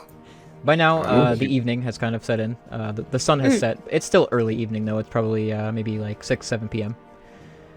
The guild hall has kind of emptied out a little bit. Like a good half of the hunters that were here either departed on their own hunts or expeditions, or have either headed home or just out into the city elsewhere. And it's quieted down in here quite a bit. I wonder if there's a tavern in this town. You're sitting in one, buddy. Look at that. Not like like a tavern with music specifically. Or So if you speak those words out loud, the guild lady will tell you you definitely want to go to Tempest Hall if you're looking for performances by bards. oh, Oh yes, the performances there are quite lovely. I've overheard quite a few of them. okay. Do they? Is it a once a week kind of thing? 'Cause Actually, hopefully it doesn't go through with my schedule. there are performers active at Tempest Hall almost every hour of the day that it's open. Oh. Well, whenever I get the chance to, maybe I'll drop by. It's a place I think That's every fun. hunter should go at least once. To relax and drink some drinks and listen to some music. That's always the best time. If some of you are quite new to the city, so perhaps would you all like to make a trip? Do you think it's still open for us to see a performance? Or else we can just go rest and visit Dragon Lady tomorrow. Well, Tempest Hall is still open for a few hours yet. But if you're all tired from your day of excitement, you don't have to be in a rush to do much of anything. You What do you all should, think? if you're going to go out on another hunt, I would recommend choosing a handler first and then taking some time to Yes. prep. Yes, of course. Okay. What do you all feel? Are you all tired, or would you like to head out and see a performance and get to know Solgarde a little bit and the local culture? I mean, I'm pretty good to see the sights. Oh, How about Is it late? Like, is it No, it's early evening. It's early evening? Okay. 7 p.m.-ish. Okay. So, like, I don't mind seeing a show. oh. Right. What about the rest of you? Yeah, let's go. Alright, good night. Gnonk. Gnonk.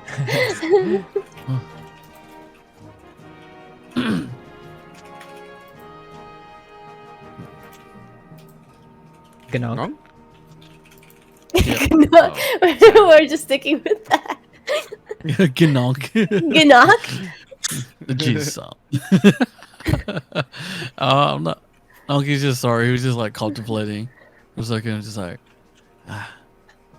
yeah, performance is fine.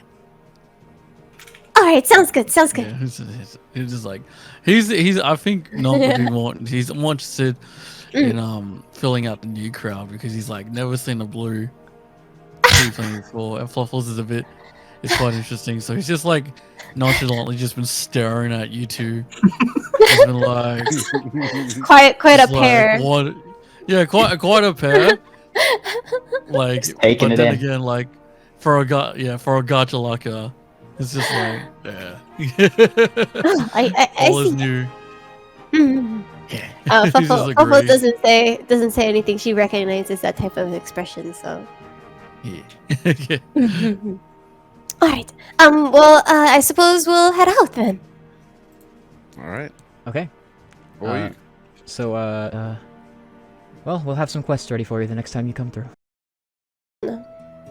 Yeah, I would. Yeah, just to end and restart stream. Well, it's back. Oh, we're back. We're are we back. back? We're back. hey. Just back? Hey, back. let's go. Okay. I guess it was that simple. All right. Waka broke it. I think. I think maybe here's a good time to get the break real quick. Yeah, and yeah. Refill and water and stuff. Okay, sure. We will take our break now, everybody. So we'll take about 5 to 10 minutes. So run bathroom break, get some water, and we'll be back very soon to continue on. Yeah, thank you so much. Okay, I'm gonna go pick up some tea. Thank you everyone for sending us your energy in chat. I saw someone gave us Yeah, there were some gift subs. Let me. There were a lot of gift subs. You know what, yeah, check the Yeah, those I'm guys. gonna stay here for I a told sec. yeah, I told Alright. Ghost to thank them as they were happening, so I'm gonna go uh, make a cuppa just quickly. So Right back. let's yeah, see, BRB. I'll Yep, stick we're around back. for a minute before I go AFK. Okay. Hardnick's Life, Comet Parade. Thanks for becoming observers. Welcome to the Starscape. Appreciate you guys. Sleepy, thank you so much for the 5 gift subs. Holy hell, thank you. You're incredible. Sleepy is the one that did these overlays, like I mentioned at the beginning of the show. Ghost, thanks so much for gifting a sub. Really, thank you so much. Neo Kaiser, hey, I know Neo Kaiser. I know you on Twitter. Thanks for becoming an observer. Welcome to the Starscape, my friend. And Nope, 10 gift subs. Nope. Appreciate you, buddy. Thank you so much. You're amazing. Thank you guys for supporting so much. It means a lot to me. I've been working hard on this for a long time. But for now, I will be right back. Yahoo! Me back. Let me hit the unmute button. Hello, friends. We are unmuted. I know Hello. some people are back. Some Hello, people are hello. still doing their thing. Hello. Hello, hello. Hello, hello. Welcome back from almost back from the break. Again, thanks for everybody coming out tonight. Really appreciate you guys hanging out, chatting with us. I hope you're enjoying the fun. The beginning of D&D is always a whole lot of logistics happening, but don't worry, we'll get to the actual hunting part of Monster Hunter soon enough. Heenan is dead. Yeah, look at her. She's gone. I'm here. She's Damn, left rest this in mortal peace, coil. Heenan. Goodbye. We All knew the thee well. panicking, bro. It was a good run we had. I peeked at Twitter and I see there's already fan art of Fluffles. Let's go. Wait, really? Yeah. I'm not gonna go too deep into it until after the show, but it do be. Damn.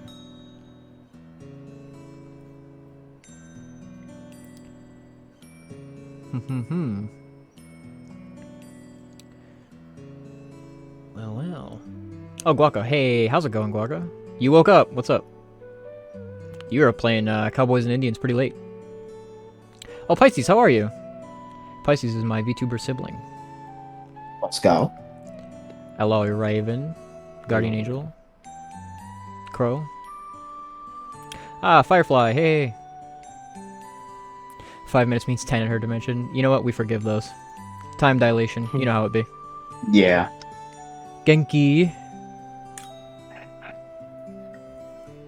Fredbear. Hey. Super appreciate you guys coming. It's come together, man. I'm really having a good time. I hope everybody else is enjoying themselves too.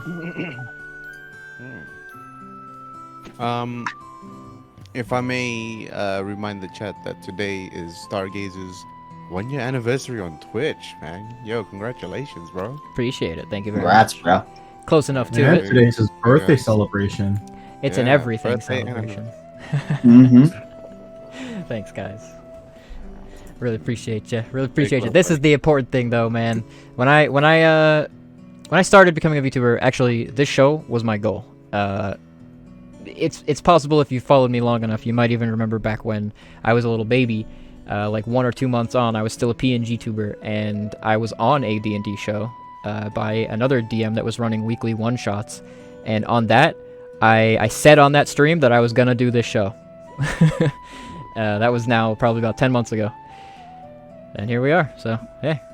Here we are. Motherfuckers be like, hey yo, VTuber D&D. My man saw that shit in frame 1. Was like, I'm making this. I know. So, I'm making this. if you follow me on Twitter, you probably saw a few days ago I tweeted, Ayo VTuber D&D, eyes emoji, clown emoji, eyes emoji, because so often do I see on Twitter, there are so many VTubers that tweet exactly that. VTuber D&D when? I want to be in VTuber D&D. Meanwhile, nobody's actually doing it. Except me. I'm actually doing it. But I did put out a call for people to join the show, and I got a lot of applications, and I'm hoping to reach out to a lot of those people and get them on the one-shots soon enough. Let's go. Oh, you've already got your roster for the one-shots. Yeah, I mean, I have a roster of people that applied to be on this show that I can, I can plumb to grab some people that might want to play in it. They're clearly interested, so let's get them on. Firefly, thanks for the resub. Appreciate it. You did it for Christmas? True, Guaka did do it. He did do a Yes, Christmas correct. one-shot. I was Alright, there. I'm I had to back. kill Virgil Santa. I think there are a few VTubers doing VTuber D&D, but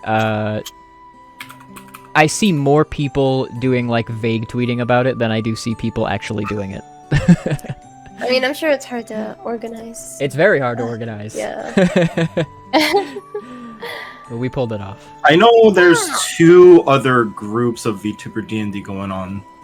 Ooh. There's a group, one of my friends in doing campaign right now, a weekly campaign as well. So Yeah. My tweet was just a parody of how many people are just tweeting the Ayo VTuber D&D and then never doing it. Yeah, it that's just, happens. honestly, that's just things in general, though. They see something that inspires, like, yo, let's do it, and then it's just like, no, it's too much effort. I don't want to do it. It's just like, as someone who used to run a D&D podcast, I can say for fact of the matter is like, that took a lot of planning and time. It was Yeah. just like, when you show, because I would show people like in D&D groups, like, oh, this is our setup, which was the most jank thing for a podcast because we did it live, and it was just like, we went to like the local hardware store, got some plywood, and then drilled holes in it to put like XLR mics in, stuff like that. Yeah, I'm like, yeah. oh yeah, well this works and it's all good. And I show people, they're like, oh, we should do that. I'm like, yeah, no, you say you'll do that, but like, will you actually though? Most of you people will probably not.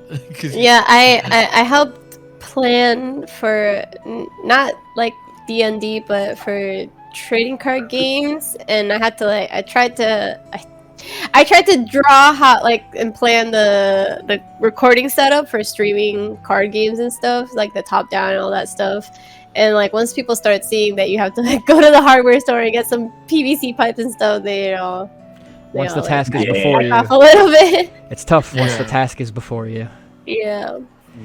That's okay. We got this done. This is the VTuber run, VTuber made a campaign aside from the information from the Monster Hunter creator campaign creator.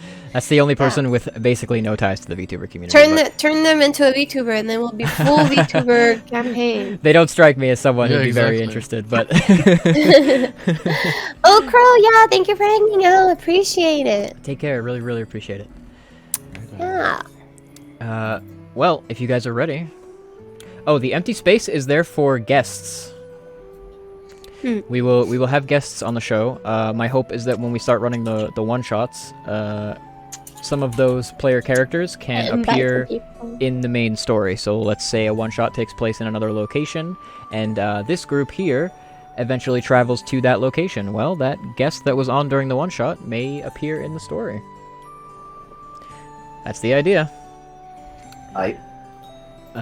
So, if everybody's ready, let's hop back into it. Before we start back up, I just want to say, if you have Amazon Prime, you can connect your Amazon account to your Twitch account, get a free sub to any channel of your choice, including this one. Yeah, and this is September is also September, so all subs and gift subs are 20% off. Perfect time to support your favorite streamer because we still get 100% of our cut. Yup. Yo. Well, I couldn't have said any of that better, and I'll reiterate that any of the proceeds from this stream are going to go to improving this stream, producing more assets and more Sure. more powerful how you say production quality for this show primarily. That's my aim for this. So yeah, hey, with friends like these, who needs to shill anything, right? So We'll shill ourselves for you. appreciate it. Hey, you know what? I want you to shill yourselves. That's why you're here. So let's jump back in with you guys exiting the guild hall out into the evening air, where it's quite warm in this region. However, as night falls, it cools off quite a bit. However, the ground is quite warm. That's because this is a volcanic region, and there's a whole lot of like geothermal energy, and just walking around, even with like shoes and boots on, you can feel the heat through your boots. It's quite hot. You feel if you were to walk on it barefoot, it might be rather uncomfortable. But the air is quite calm, and for that reason, there's also a sort of like a steamy, not quite fog. It's quite easy to see. However, there is kind of like a steam that rises from the ground. It kind of clings mostly around the ankles, but it's kind of a characteristic of Solgarde.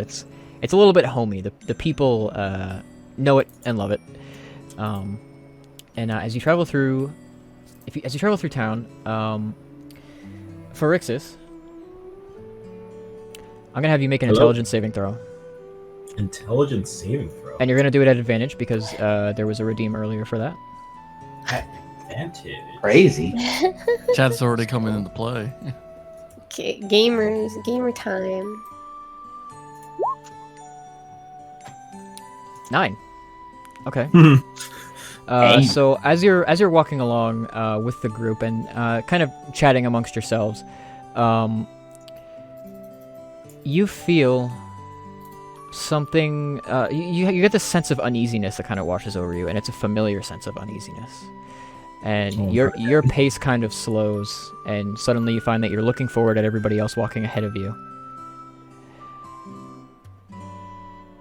And in this moment, you feel as if there are eyes on you, like you're being watched. Oh, not again. Can See him slow down. I'm like, what's up? Can I also do a insight or something? Sure, I'll let you make an insight check. Okay. 9. Okay, so you turn around and you see that Pharixis is, he looks mostly normal to you, however his pace definitely slowed, and there's like some concern on his expression, but like you've known him for a little while already, and it doesn't look out of place for him in your opinion of him. Okay. Yeah, so just continue as normal, I suppose. Until I kind of slow my pace, come to a pretty, like, fairly abrupt stop, I guess. I know my pace kind of slows down, but then I come to a fairly abrupt stop, and then I just kind of turn my head up slowly and start looking at the sky. Make a perception check.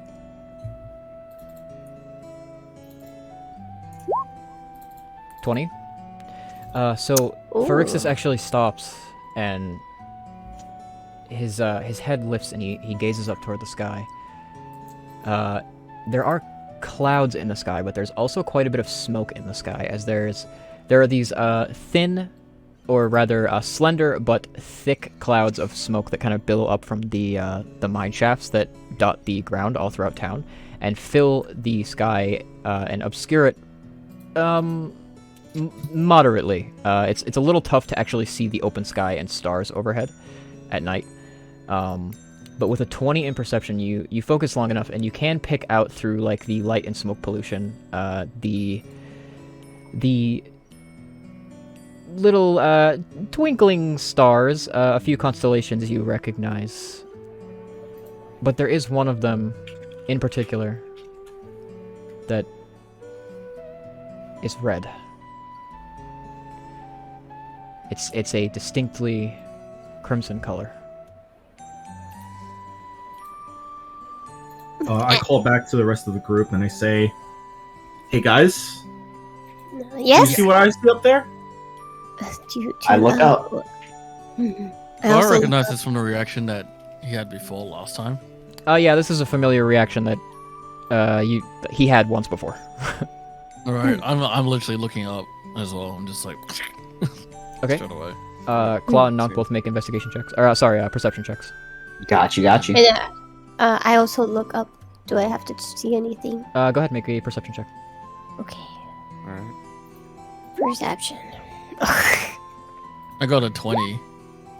And we're suffering. Oh my god! Oh my god! That's a lot of natural ones I'm seeing there. Oh no! That's a lot of those. What is this? So, Be like that. We're gamers. Nunk, you kind of like step back to where Phyrexius is, and you you peer up in precisely the same direction, and you follow kind of like he points it out to you. Your eyes trace up along the clouds through this obscuring of the sky. And then Phyrexius, you kind of look down to him to make sure that he's being guided in the proper direction, and then when you lift your eyes back up, you can't see it anymore. Of course. And now, Nunk, you don't see it either. And the rest of you are kind of like, you're all like standing around looking up at the sky, like with a hand over your eyes, like, Oh. it's the sky is so smoky and cloudy. You can't even see the stars. It's just there's a layer of smoke. You have really good eyes. I can't really see anything. What did you see? Was it like before? Like what you mentioned before? It was exactly that same feeling Oh. that I got from before. The feeling is gone now that you can't see it anymore. The sense that you got from it before is that the unease that you felt is more like I described. You know how sometimes if somebody enters your room and is looking at your back and you didn't hear them enter, you can still feel them looking at you. That's the feeling that you got. So it's it's up to you to decide whether or not that feels uncomfortable for you. But given the context, it might. However, that feeling is now gone.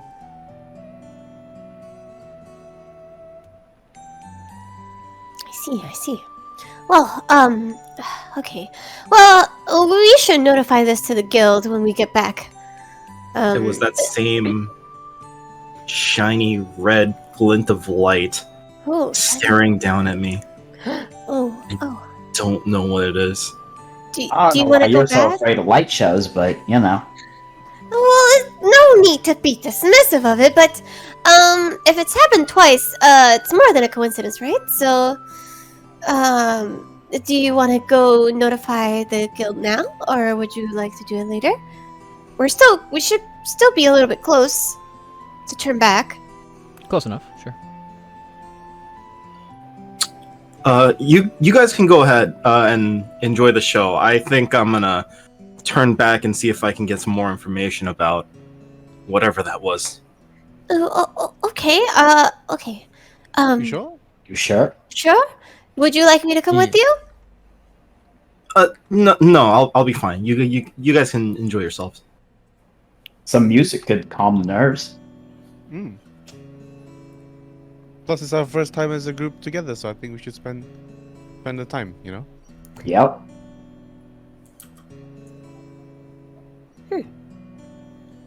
Well, if you insist on coming with, I won't stop you. But We could even ask at the Tempest Guild Hall. Oh yes, perhaps someone there might know. One question to the DM: will I know if Utsuru will be there, You or would know probably that there? you would know that Utsuru lives there. Yeah. However, he works like he works like 20 hours a day. Yeah. Okay. I think actually the Tempest Hall attracts many people of different backgrounds. Many of them seeking to share information with the Tempest as well. So perhaps we can run into someone there that might help you. Or even someone that shares the same experience that you do. Yeah, exactly. True. oh, I guess question to the DM was the Luna. Is she currently at the? That is where what she's is it? located. That she's at the Tempest Hall, right? Yes. Okay. And we Would can I just know that? speak with her without actually, choosing her as the mentor, right? Of course, yes. Yeah, okay. Would I would know that, right? Would I? Yep, you would know. Yeah. You would know that she's like the owner and proprietor. Yeah. Yeah, actually, perhaps, now that I recall correctly, I think we should be able to talk to Luna, perhaps if she's not too busy, or if we see her around. So we might be able to get some information as well. She might know some leads, and we can also discuss her application as our handler. Sounds like a good idea. Yeah. Okay. Sure. All right. Well, let's continue onwards. Okay, so as you travel through town, Fluffles, you lead the way as you know where to find Tempest Hall. It is it's a large building similar to the Guild Hall. However, this one is a little more inviting looking. Doesn't look so much like an evil cathedral on the outside. It has a sort of a placard with a symbol that looks like almost like a whirlpool or a whorl, if you will, that hangs over the entryway to it, and it's this building that's kind of built into this obsidian spire, so it kind of climbs up the spire. There's these multiple floors to it, and you can see if you kind of like peer up toward the top of it, there's this plateau near the top where there's actually like an exorbitant amount of steam rising from this particular plateau near the top. And as you enter, go ahead. Would I think that's weird or unusual for the area? Make a history check for me. With History. advantage because of the chat helping you out. Thank you, chat, and you also get the disadvantage. I do. I don't know if... Okay, yeah. Gamers. Okay, 19. You may be able to piece together that there are some places here in town where there are water springs that are naturally heated by the volcanic earth around, and it's entirely possible that there is one of those all the way up on that plateau near the top, high altitude top of this spire that Tempest Hall is built into. I see. I don't really say anything. I just keep walking then. Just keep moving. Okay. keep moving. So as you head inside to Tempest Hall, the vibe in here is quite different from the one in the main guild hall. Is it bumping? We'll get to that. As you enter, there is a smaller and more condensed counter directly to the right as soon as you walk in. This one is much more like a bar top. There are shelves and ledges on the wall just behind it where there are bottles and flagons. It's a bar. It's manned by two people. One of them is a very well-dressed but young human man, and the other is who you may be able to interpret is Luna. She is she's an elf with these kind of impossibly beautiful facial features about her. Certainly a high elf for those of you who are a little more traveled. There's almost like this ethereal air about her appearance. She's got this like soft, light-colored brown hair with like she wears it long with a few neat braids tied in it. And if you look closely at it, you can see that there are actually these streaks of like rosy pink that kind of decorate her hair as well. She's dressed casually. She's wearing like a tunic that's decorated in like floral patterns. And directly ahead of where you enter in, there's a huge, smoothly carved stone stage that reaches all the way to the back end of the hall. It is gigantic. You can fit a Rathalos on this stage. Situated in front of it, there are dozens of these round tables and chairs, not like the long ones that you saw at the other guild. The whole space is kind of dimly lit. It's much more chill. There are sconces along the walls and a little bit of natural lighting that pours in through these kind of small square windows up near the top where the ceiling meets the walls. And there are actually fewer than 20 people inside the hall in total. A small handful of them are actually armed and armored and browsing a quest board near the far end of the counter. However, many of them are dressed actually more casually. Once in a while, more new faces kind of file in, and then some head out to either work or embark on quests. However, the ones who are staying here are socializing and gathered around what appears to you to be a performer who, rather than being on the stage, is actually stood in front of the stage on the floor, where the group of people watching are kind of huddled rather close by to where they're doing their shtick, whatever it may be. But from where you are, you don't hear anything like music.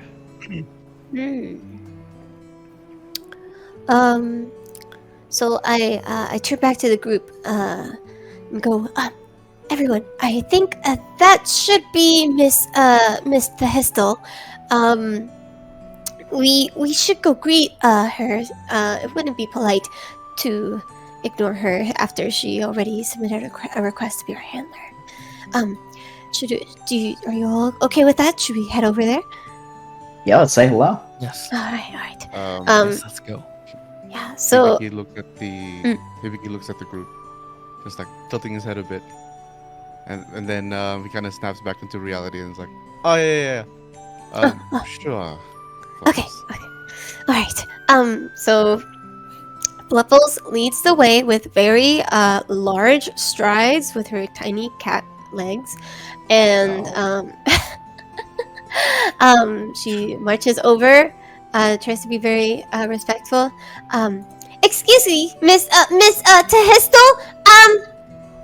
Ma'am. The male human at the counter like perks up and looks over at you, and then he like looks to the woman who is like doing something behind the counter, and he says, Miss Luna, I think there's somebody here looking for you. And then her head kind of perks up, and she looks over the counter, not seeing you, and says, "Where's that?" I'm over here, Mr. Hessel. And she kind of leans over the counter and looks down and says, "Oh, wait, you wouldn't happen to be the let's see, it was Tea Leaf, yeah?" It's Earl Grey. She's like kind of cringing a little bit at your shouting. It says, "Oh, that's right. Yes. It evoked the thought of tea. Yes. Yes. My apologies." No problem. She looks from you and then out to the others and says, "Wow. So the offer didn't scare you off, huh?"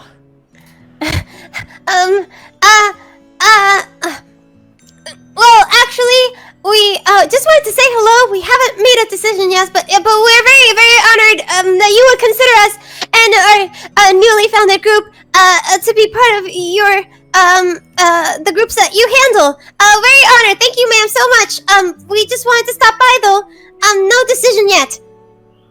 As you talked, she like her eyebrows raised, and then her like a very awkward smile spread across her lips as she just listened to you and tried to like keep herself from cringing too much at the volume of your voice. And then she says, "Well, every one of you is welcome to spend time here in Tempest's Hall. You're free to pull up a stool at the bar if you wish, or head over and partake in the bard's musings. If you're already looking for quests, we have some of those, but certainly I'm here to discuss. I understand that my terms are a bit, well, tight, perhaps financially, but Oh, it's not a problem, ma'am. Your talents are worth that and much more. And then Fluffles is gonna try and scramble up a bar stool. Okay. When she is closer in height to Miss Thistle, she's gonna like sigh, and then her voice is gonna lower to a normal volume. Actually, we ran across something strange. And then she'll look back at the group, trying to get Phyrexius to speak up a little bit. Yeah, I kind of walk forward and I just go, "Oh, I just was wondering if you could answer a few questions for me. There was something that I experienced back when I was in that first mission, that training mission, and then I just experienced something again just now, actually, while we were on our way here from the other what's it called again? Guild Hall? The guild hall, yep. Yes, the other guild hall. So I was informed by the Hold on now. Why don't Fluffles is you just nodding vigorously. take a seat and cool it a little bit? You seem like you're kind of overheating. Yes. Yes. I pull up a bar stool, take a seat, and so I just go. She goes underneath the bar and comes back up with like a glass of water and puts it in front of you and says, "Calm. Now let's just be calm now. I'm just another person. You don't have to be so nervous. I'm happy to provide you with information on this thing that seems concerning or perhaps frightening to you." And Fluffles just while they're talking, Fluffles is gonna be like, "Can I?" To the bartender, "Can I have a cup of milk, please, and some treats?" he like nods and like moves back from Luna, and then he comes back up and he actually puts like one of those like barrel flagons filled to the top with milk on the counter in front of you. Can I get some cat treats as well, please? He looks from you to Luna and then says, "Do we have any cat treats? Do we have cat treats? Isn't it a little disrespectful to have cat treats? Okay, I'll be right back." he goes back like behind the bar, and he comes back out with he brings you a champagne glass full of olives. Like green olives.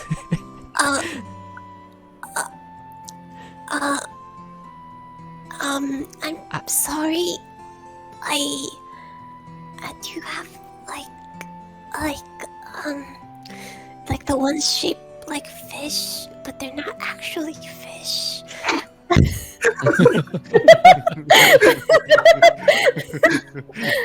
I don't really eat olives. They're Are you just looking for fish? No, it's okay. Don't worry about it. I can totally eat olives with my milk. And then she like just sadly. He says, "Oh, okay then," and then he turns around and gets back to what he was doing. However, Luna, I yoink. go ahead. I kind of reach over and take an olive.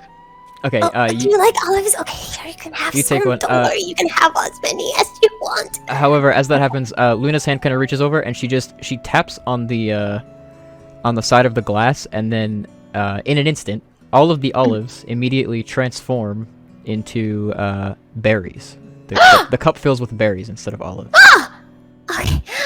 Oh, Miss Thistle, you're so talented. Thank you so much.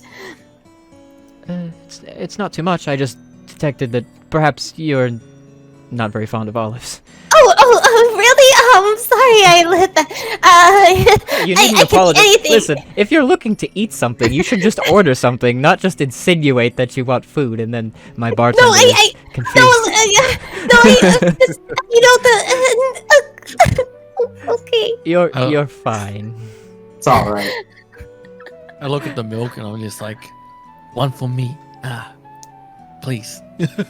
as well. And Sure. I just like literally just stick my hand out and just point my finger at the cup mug. She gets the attention of the bartender again, who gets to work, and gives you also one of those like barrel flagons full of milk. Alright, I just done that. Like this way tomorrow. It's like you're like dribbling it out the sides of your mask. You're drinking it so quickly. Oh yeah, I'm sure like it's out of my mask. Oh, Knock! It's Knock, like going on be my careful! arm. I'm just like, yeah. Oh, Knock! Please be careful! It's spilling everywhere! Oh my gosh! Luna That's a watches smile. it. Luna watches that happen with kind of like a look of nostalgia about it. It looks familiar to her. Yeah. One more. Well, I will offer Knock. No, I'll just put the stein on, just waiting for a refill. I'll offer Knock my handkerchief. Okay, you do get a refill, I and then just grabbed Fluffles it. offers you a handkerchief to clean your I face just off. stare- Oh, okay. I know what a handkerchief is. Just okay. Well, at least it just looks like a little towel you can use. So. Oh, thank you. I just grabbed that, and I'm just like, wipe my face off, and I probably just like look at it, and I'm just like, do I hand this back or do I not hand this back? I'll I'm take just it. like, I'll take it back. Don't worry. Don't worry. Okay. Here. And then she'll like just deal with it somewhere. Put it in her pocket. Nothing. Okay, put the messy handkerchief away. If Probably there's gonna need it anything- again after I get my second drink.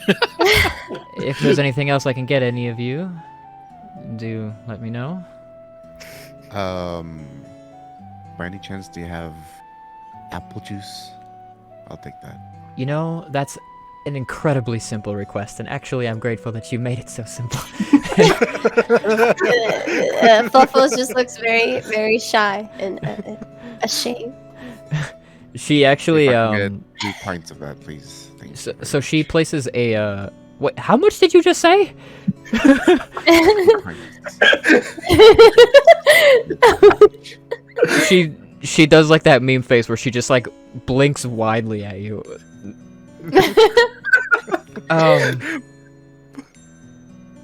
Okay, I'm going to have to charge you for that. That's fine. I just want 2 pints of apple juice. Okay. So she goes up onto the wall behind her, and she brings down these 2 very large. When I say pint-sized, I mean that big. Quite the opposite of the turn of phrase. If you You mean will. like steins? Like Uh, steins of like drinks, uh, like the big ass cups. Certainly, quite large. Places these 2 down in front of you, and then she goes under the bar, and what she comes back up with looks to you like a how you say, an alchemical what's the word for those things? Those big belly basin for brewing potions in. Quite large. Children? No, a glass bottle with a bottleneck on it, but it has the big belly. Flask? Sure, Oh. it's a big flask. But it's empty. She lifts it up nearby to her head, and she actually just flicks it with one nail, and then it suddenly fills with apple juice. And then she kind of like swirls it around a little bit, and then fills both of those tall glasses that she placed there in front of you until it's empty, and then she places it back down beneath the counter. Oh, Ooh. Thank you. Really appreciate it. I just grab both pints on my hand and just take each sip from each glass. From each hand. Well, it's a pleasure to have you here. My man's dual wielding glasses. And it actually, to Luna, it doesn't look too strange, honestly. It seems like she's just taking it a little bit in stride. She was surprised by the portions, but once she sees you handling it, she's like, you know what, this kind of makes sense.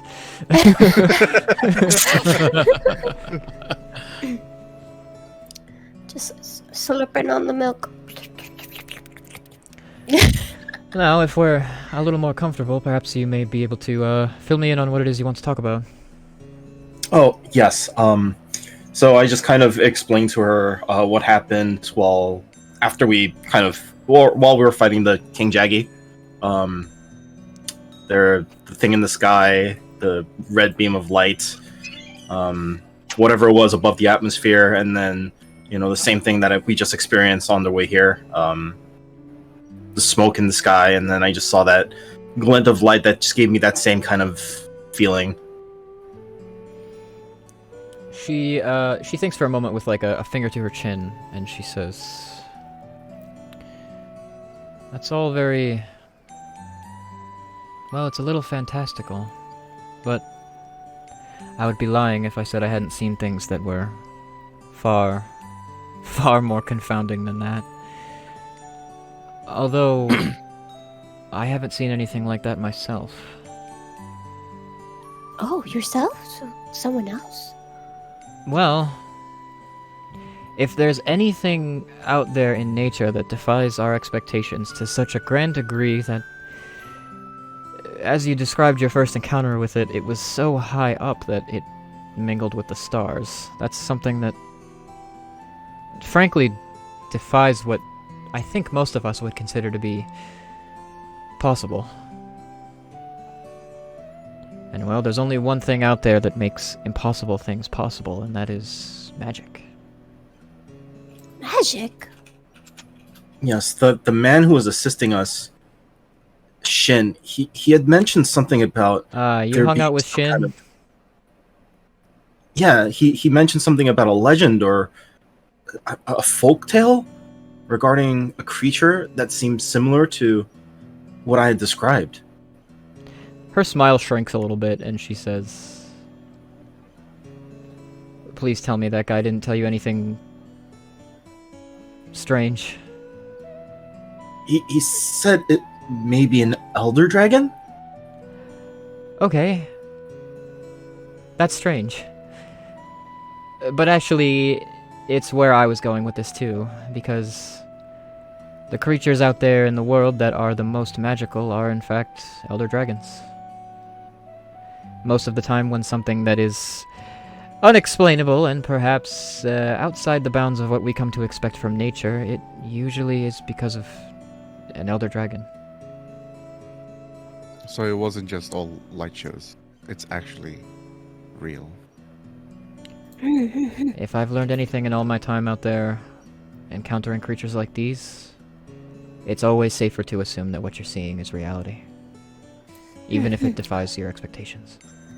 Better safe than sorry. I agree. Now, it seems like this thing might be following me. Would you happen to have any idea why? Actually, I've never heard of anything like that. It's odd to me that you would have seen this more than once. I mean, a chance encounter with an elder dragon, sure, but twice? Same one?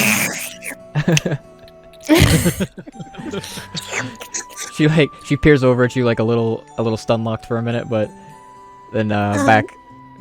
Yes? What? I'm sorry. I was just drinking my milk. I'm sorry about that. You can. I'm sorry. I'm sorry. Of course. I'm sorry. If I may ask, Phyrexius it is, yes? Yes. Are you capable of magic yourself? To an extent. I actually come from Valstrak's lineage.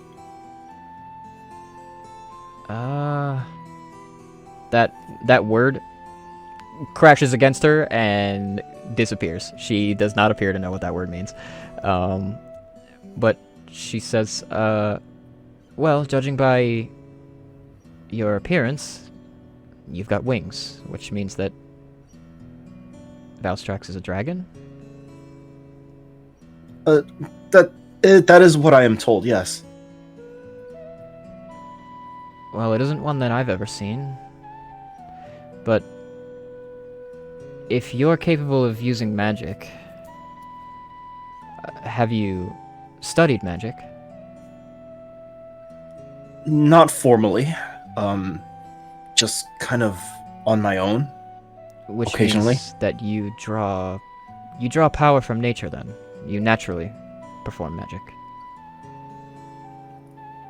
I'm not too familiar with how I cast magic or how I do magic. I just know that I have dabbled in it. So as a ranger, your magic is nature magic. Okay. It's the very same magic that druids use. So she says, if you are, if it's mysterious to you, the source of your magic, that means that most certainly your magic is natural. There are different forms of magic. One can study magic, like a wizard might, and attain greater knowledge of the arcane and learn to cast spells that way, or some people are born capable of using magic that comes from their bloodline. Those people would be called sorcerers. And then there are those of us who possess either a natural or a learned connection with natural forces, or perhaps those of the divine, and those make up paladins, clerics, druids, and rangers. It seems to me that perhaps your magic is one of a more natural sort. That does seem like it would make sense. Well, there is some guidance that I can offer you regarding nature magics. Unfortunately, what I have to tell you is that isn't a service that comes free. It doesn't come anywhere near free. As a matter of fact, only very few people among the guild knights and high-ranking hunters are allowed to access the people and places that I'm referring to right now, and as it happens, I am probably already saying a little too much. Oh. I see.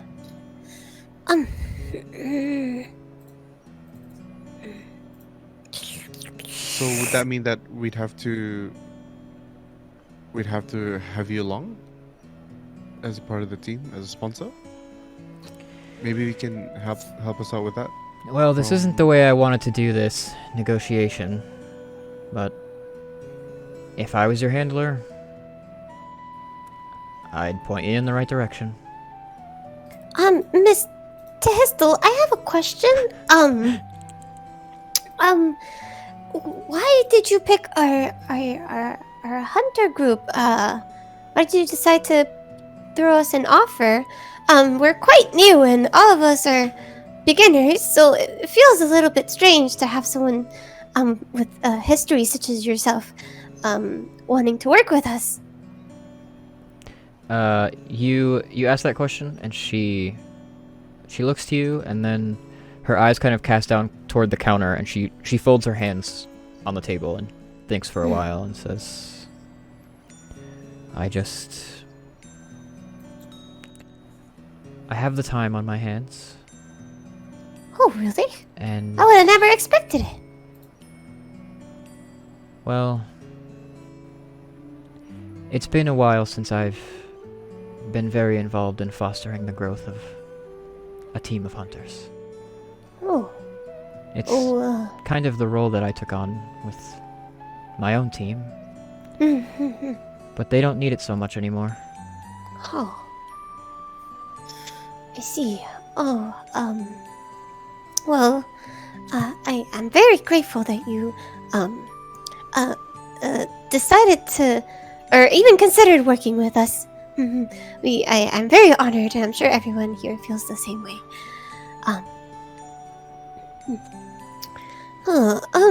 If you're worried about, being overshadowed by our activities or being intrinsically linked to us, all you need to do is let me know, and I'll stay out of your way. Oh, no, nothing like that, Mr. Histel. I would never dream of that. It's an honor to even be near, the Tempest. I think, She responds to that with like a sheepish grin, and it looks like it makes her a little uncomfortable to hear you say something like that. Fluffles kind of notices, but she just thinks that, Fluffles, that she, bothered her somehow. I'm sorry, I mean,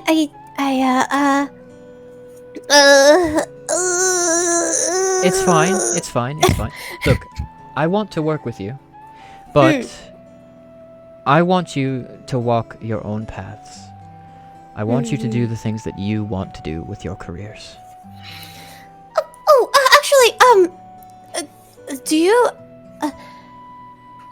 Is it possible to have more than one handler, or to work with multiple groups? It certainly is. However, if that is the path you wish to take, then I would rescind my offer, I'm afraid. I see. Understandable. Understandable. Well, we decided that we would visit some people before deciding on our offer, right, everyone? Yup. As you should. Yes.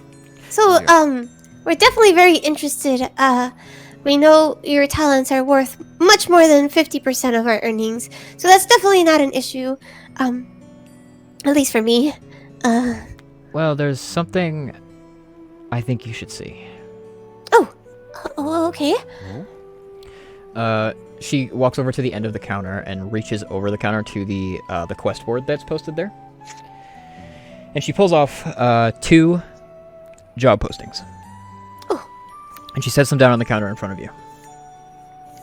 One of them looks very similar to the one that you've already done in terms of like aesthetically. It's a job posting that is likely both here and at the regular guild hall. The reward money for it is similar to what you might expect for a full team of hunters. It's roughly 150 gold. The second job posting is a slightly more challenging quest. In fact, it's hunting the same monster, only it's 2 of those monsters. Oh. The pay is triple what it says on the other one. And she says to you, as your handler, these are the only jobs you're getting. The only? Oh, You- the higher pay. Oh, yeah, of course I knew that. You can take the low-paying jobs that they offer at the guild hall and pay another handler only 10% of your earnings. But the jobs that come through Tempest Hall, people know how much they have to offer to get my attention. To be honest, Miss Testel, we were somewhat more interested in we want to see more of the world, and we would also like to prove ourselves in different ways. That was one of our main priorities in our group. So I suppose if you don't mind voicing us voicing at least me voicing a concern that I think we have, we were somewhat worried that we would be too tied to Solgarde and would struggle to differentiate ourselves. Not that we feel stuck underneath the Tempest Shadow or anything, but we don't want to do the same things they do because we want to fulfill our own roles. So I guess that was our main concern. And Ganak over here, he would really like to work with things like high technology weapons, and she just rambles on a little bit. Let me assuage some of your concerns. I'm sure you've heard of the Tempests before, yeah? Mm-hmm. How many days before today did you know who their handler was? I've heard of you before. I'm an initiate, a recruit at the guild for the guild knights. So I've heard of you before. Perhaps of course, you've been in the city for a while, but the identity of a handler is not exactly the most public thing about a team. Yes. You don't have to go advertising that I work for you, and it is that I work for you. If you're worried about tying your identity to the Tempests, well, the Tempests are very busy and are not exactly looking to take on any new wards, I guess you could say. So, the only tie that I'm offering you to them is simply that the jobs that are asked of me here at the hall will end up on your lap instead. Or rather than instead, but, you know. And if there's anything that you seek to do that's within my power, I'll help you get your hands on it. Yes. My main concern isn't the fact that I'll be tied in Solgarde. I'm very relaxed with where I am, as long as the fact that I get to travel. Oh, well, That's as a all hunter, that you don't matters. have to worry about that. Yeah. You're going I'm- far and wide. And I Then- expect to send you to Minegarde and Dundorma and Loklak. You'll go to all of those places. But I think what's everyone's concerns is that I believe that everyone at the end goal that they have different things that they want to aspire. Like Claw wants to be the best, for example, and Yonk just wants to work with technology. You know, so I think the main concern is just like, where will we be at the end of this whole journey, really? I want to know that from you. I'm not here to tell you where you're going to end up. You're here to tell me. I like the way you think. And it seems like you would have some information regarding, what our friend here has seen. So it's a very tempting offer. I'm very happy we got to talk. Definitely assuage some of our worries. I once more want to again- apologize that, in a sense, I'm kind of holding that over your head, but actually I would get in deep trouble if I simply handed out that information to anyone that asked. Oh, yes, of course, of course. And as far as Mr. Nonk goes, Yeah. one of my best friends and most trusted confidants is Miss Tori. She who runs and operates Sector X.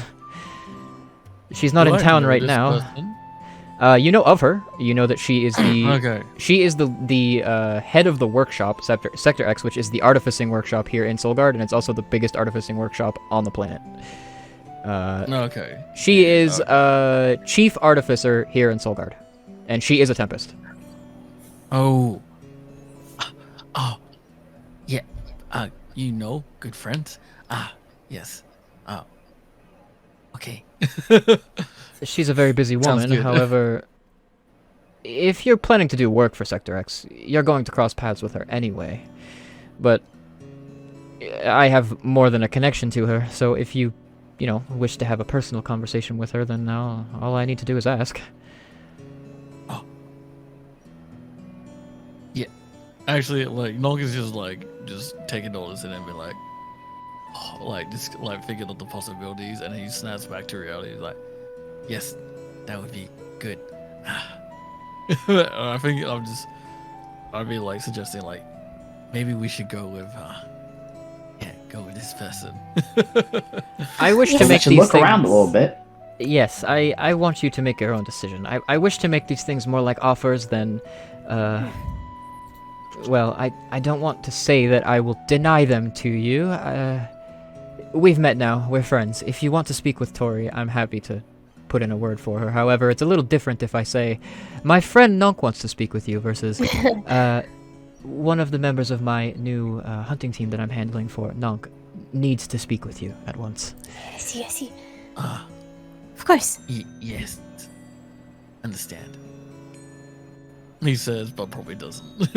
Probably doesn't understand. So Please make your own decision. I'm glad to offer you help as a friend, but naturally, there's more help I can offer you if I work for you. Of course. Makes sense. okay. Oh, well, I'm very happy we came to talk to you today. It seems like it was the right choice. We will definitely contact you as soon as possible.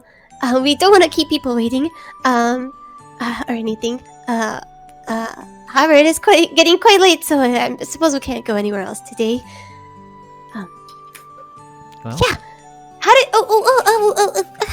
did you hear about us, by the way? Was it Master Utsuru or The guild actually contacted me about you. Oh, interesting. All right, well, guess we have a couple of eyes on us then at the guild. That's wonderful. Very lucky for a big Yeah. team. Yes, of course, course. very lucky. Okay. And she's very embarrassed, so she's gonna sip on her milk very loudly. She says, well, all hunters, new or heroes, are just people. Yes. Exactly. I couldn't agree with you more.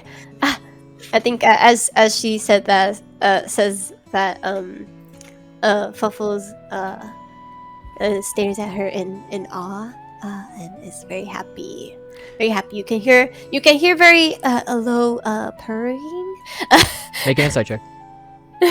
An insight check. Yep. Okay, hold on. Got it. All of us? Just you. Okay. Insight.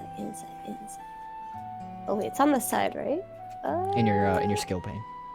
Oh frick. Insight. Oh, there it is. 17. Good.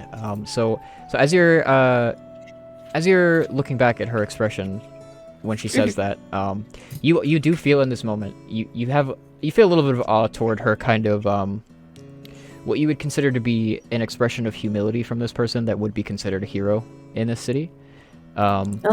However, the look upon her face tells you that the reverence that you're paying her is not something that she necessarily wants. And when she says that heroes are just people, it's a little solemn from her. It's those are her true feelings. Perhaps that she doesn't like being treated as a hero before being treated as a person. Oh yeah. I think I think Fluffles' reaction might be perceived that way, but she is not thinking necessarily that. She's very happy to be referred to as a person. She's not necessarily directing sort of like sadness toward you, but Oh, okay. Okay. it seems like this is something that perhaps weighs heavily on her mind once in a while. I see. Just stares on in thought, Fluffles, after feeling a little bit of joy at her comment. I see. Well, Hibiki, was it you wanted to see the bards here? Yes, the performers. So, if Miss the Histel didn't have anything else to share with us, maybe it's a good time for everyone to take a break. Since we've been out all day. I've been really itching Sounds to like hear it. some new sounds. Oh, I suppose we'll speak again soon, perhaps? Yes. Of course. Yes. Yes, we'll get back to you. Thank you for considering us. Yes, thank you so Thank much. you for your time. Thank And you that for being quite personable. Yes, very kind. Really appreciate it. Okay, so Fuffles will turn back to everyone. She's like, "Well, I'd rather relax a little bit and sit down now that I've been on my feet all day, and even though we had dinner, but if anyone, you can all do what you all want to do. I will be here for everyone if you need me. Okay. Enjoy your milk. Okay. Thank you." How big is that bowl? You still drinking the milk? It's just a very small cat. It's okay. You're on refill number 2 by now. Oh, refill number 2. Yeah.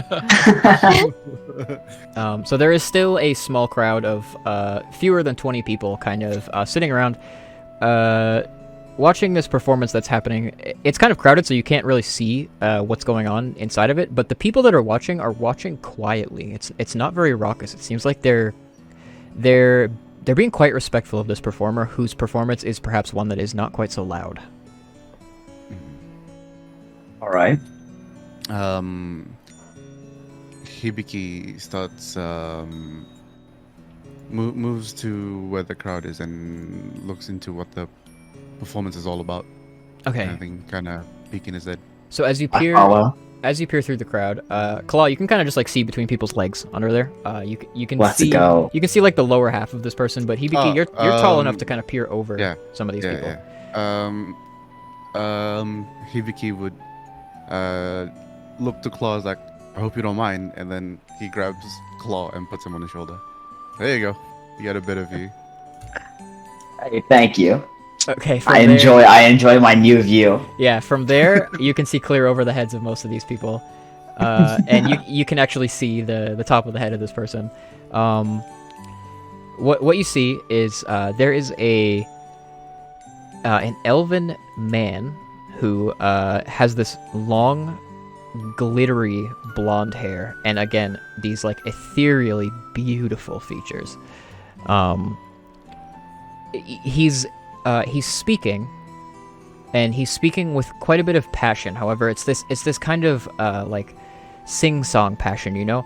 He's not singing. He's not playing an instrument. He's merely speaking, as if spinning poetry or some other form of wordplay, as it is, or word art rather.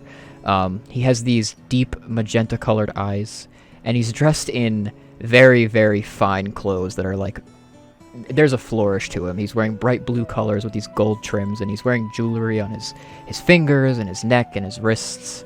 And it is all so well put together. He's in an ensemble without a hair out of place. And as you listen to Hibiki, you hear him say, "And then the great hunter Hideyoshi appeared, and alone drove back the Emperor of Flame, without so much as drawing his sword." And then some members of the crowd go, and he says, "The greatest hunter who ever lived appears on the horizon and defeats any foe all on his own. No team, no protege. They say he's strong enough to push a dragon ship, to lift a dragon the size of a mountain. There is no weapon he cannot wield. There is no place he has not been, no piece of wisdom he cannot recant from memory. His whereabouts, well, you'll have to do the research on your own." And then the people at the front who are listening most closely, you hear them kind of break out into a, "Oh, come on! You have to tell us where he is!" I lean over to whisper into Viki's ear, and I'm just like, "You're gonna talk about us like that one day." Hibiki then tilts his head lightly and is like, "Hideyoshi.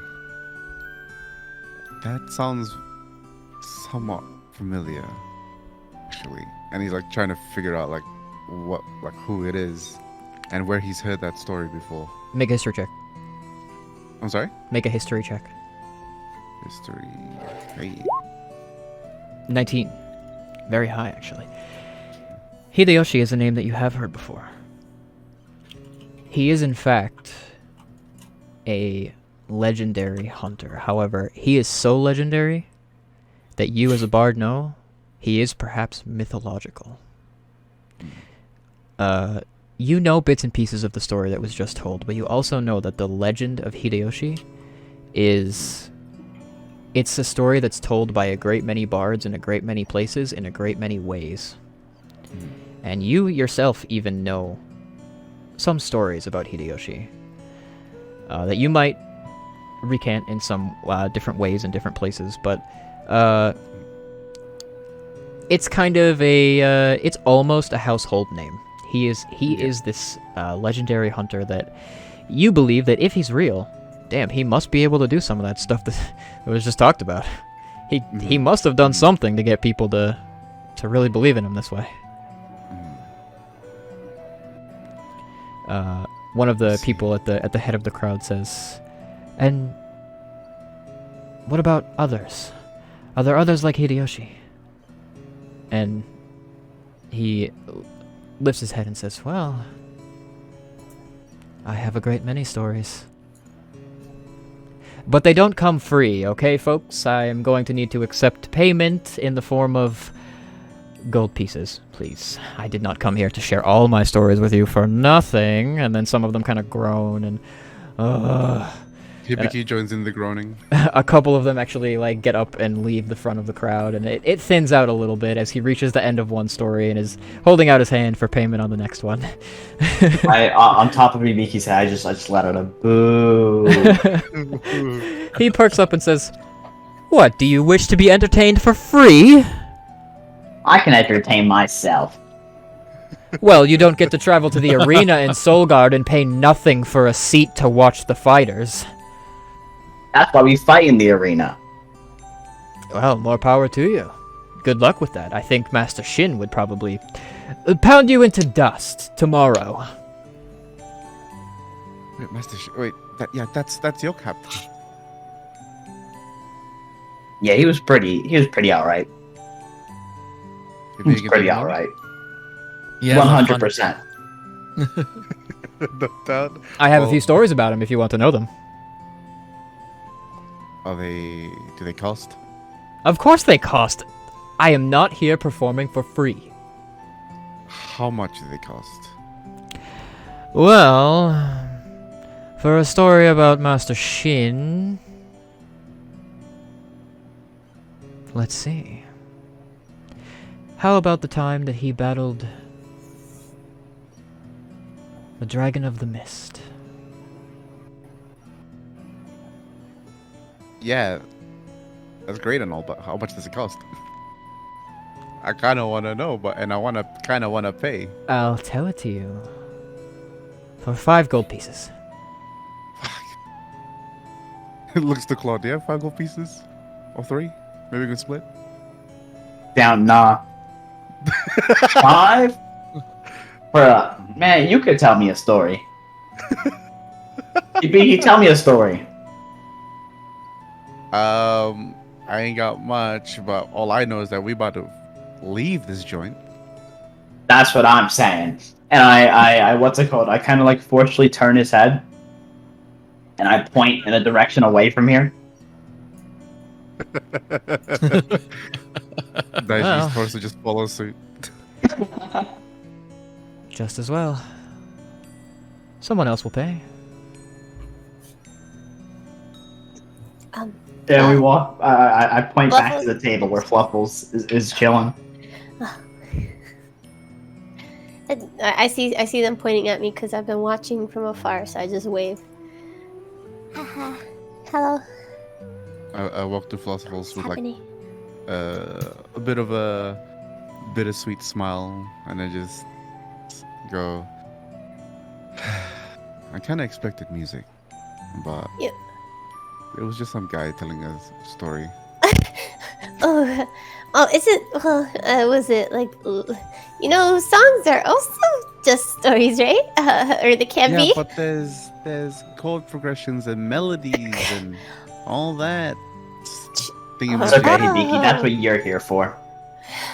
Yeah. Okay. Well, it's alright. As we were told over at the Guild Hall, there are different people every hour or so. So, there's a good variety. That just means there's a lot of talented people coming here. Hopefully, we can stop by some other time. I'm definitely curious to see who the next performers are. Hopefully, I'll keep an eye out on the performers next time. Oh, I see. Yeah, for sure. Sounds like a plan. Oh, and I hop off his shoulders. Okay. Well, how did that go, everyone? Grabs him and just puts him on the table, right next to Fluffles. There you go, buddy. Thank you. How was it? Well, I see Hibiki didn't really like it, but how was everything else? It was all right. Oh. Yeah, Okay. Hibiki just shrugs. Well, most of the time we were just kind of heckling him. Oh. Kinda. Well, Mostly Claw. please, Mostly Claw. please refrain from bothering strangers too much. Maybe someday they might even talk about us. So you want to give us as much of a good impression as possible. While you're sitting at the table having this conversation, Phyrexius, your eyes kind of wander for a moment toward the door, and you see Shin actually comes in from outside. He walks over to the counter and just very casually steps over behind it, and then he and Luna embrace and actually share a very, very short cheek peck. They kiss a little bit. And then they just start chatting. They're far away enough now that you can't really so much hear what they're talking about, but Maybe I guess it's a good thing that you all worked with Shin. Maybe that had to do something with Tehisto, Miss Tehisto contacting us. I see. Maybe. I look over. Whenever they stop talking, I walk over to them. okay. You can see that like after they stop talking, his attention turns to you guys. Like he leans over the counter and he's like looking at you guys for a minute. So you can probably tell they were talking about you for a minute. I kind of pull Hibiki over. I walk over to Shin. And I'm like, hey Shin, can you tell us about that one time that you fought the Dragon of the Mist? Dragon of the Mist? Yeah. think. There's a guy. This guy in talking about your stories, but he wanted us to pay, so might as well just go to the source, you know? Exactly. Oh no, get the story from him. He makes it way cooler than it really was. Man, I walk away. Defeated. I don't know what his problem is. Listen, it was just a monster hunt. That guy's gonna tell it like it was some crazy feat of heroism. I got my ass kicked by that dragon.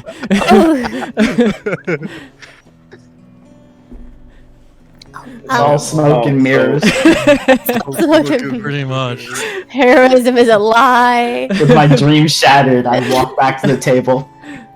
Well, actually, how much did we split After- the gold? Because we got we didn't actually split it between Phyrexius, Claw, and Nong. It was like what, 130? Yeah, 130. 130. So I'm gonna do some quick maths right here. Divided by 3, that is 43 and a third. So 43 with 1 left over. Okay. I go over to everyone. I was like, so we should split this, fairly, completely fairly, right? So I think you get 25, and I get 50. What's the thoughts? I don't think that's how that works. It also You don't totally think does. so? No, I might not be good with numbers, Nong but I is also don't simple, think but that's how that Nong not works. Stupid. Okay. I don't know. I was doing those backflips and dodging, and that was pretty cool. I think that more than covers the 25 extra. Oh, well, Claw, I imagine the only reason you were able to do something like that is because you had your teammates supporting you. So, in the end, it all evens out pretty evenly, I think. All right. I was making him the counter offer. I make him the counter offer. I was like, you can have the extra gold piece that is left over. We So you take get those. bonus. That's a W. That's a W. Pretty generous of you now. So each He's like, of you You pocket get 43. 43. You can get the 44. Yeah. So each of you pocket 43. Claw, you get an extra gold piece on top of that. I cherish that extra gold piece. I take it as a job well done. And I It's like my negotiation skills are off the charts, people. You don't even know. I'm actually gonna ask: is there an empty table anywhere? Plenty. Lots of empty tables. Plenty. Well, yeah. I'm actually thinking about it. Because I didn't get to enchant some weapons. I'm actually gonna find one, and then pop down my hammer, and start tapping into it to infuse it into a magic +1. One of my infusions. Okay, how long does that Don't take? know how that would work. I think it's. Let me have a look. I believe it's 1 hour of undisturbed work, if I'm correct. Let me check. Okay, it would require you to stay here for an hour. If everybody else decides to leave, you have to stay. Oh, that's actually a good point. I might You can do that at well, I home. think I'll just or make sure what in your everyone else room. doing, and I'll be like, I've got something to do afterwards. I'm like, gotta head to the workshop, so gotta do some maintenance work Yeah. afterwards. Okay. When So I when do you guess, want to head there? Probably once everybody's like, once I've chatted up with everybody, I'm just like, it's getting late into the night. I'm just like, yeah, I've got to turn in. I'm just gonna head straight to the workshop. Okay. And then like just get working. Okay. So, I guess how long has it been since we arrived at the? hour or two. It's getting to be Okay. maybe 9-10 p.m. It's dark out now. Oh well, we'll have a long day ahead of us tomorrow. Many decisions to make. We should also visit the Dragon Lady before we make any final decisions. So that'll be a little bit of a trip. And it seems like Hibiki didn't really enjoy the show. So should we all head back or? Just give me one moment, and then I kind of turn back and walk towards Shin. Sure. He perks up and pays you mind as you come close. Hey, Shin, you know that thing that I had mentioned back when we were fighting the Jaggies? The thing up in the sky, Sure. red glint of light, staring down at me. Yeah, I kind of experienced that again here, just outside. Huh. Weird. Sounds like you should probably talk to the. And as soon as he's about to finish that sentence, Luna steps over and throws her hand over his mouth, and he just gets. And she says, he was about to say way too much. If you don't mind, and she tugs him back away and pulls him like behind the counter. Suspicious. Man. Sassy. I kind of blink, and then I guess I turn back and rejoin the group.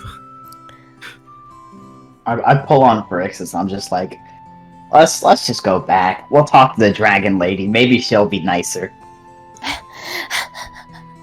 Dang. We'll see what's going on. Okay. Well, But that keep was your chin up, buddy. Keep your chin up. well, at least it seems like we can ask Shin another time, maybe, or even Mr. Histel.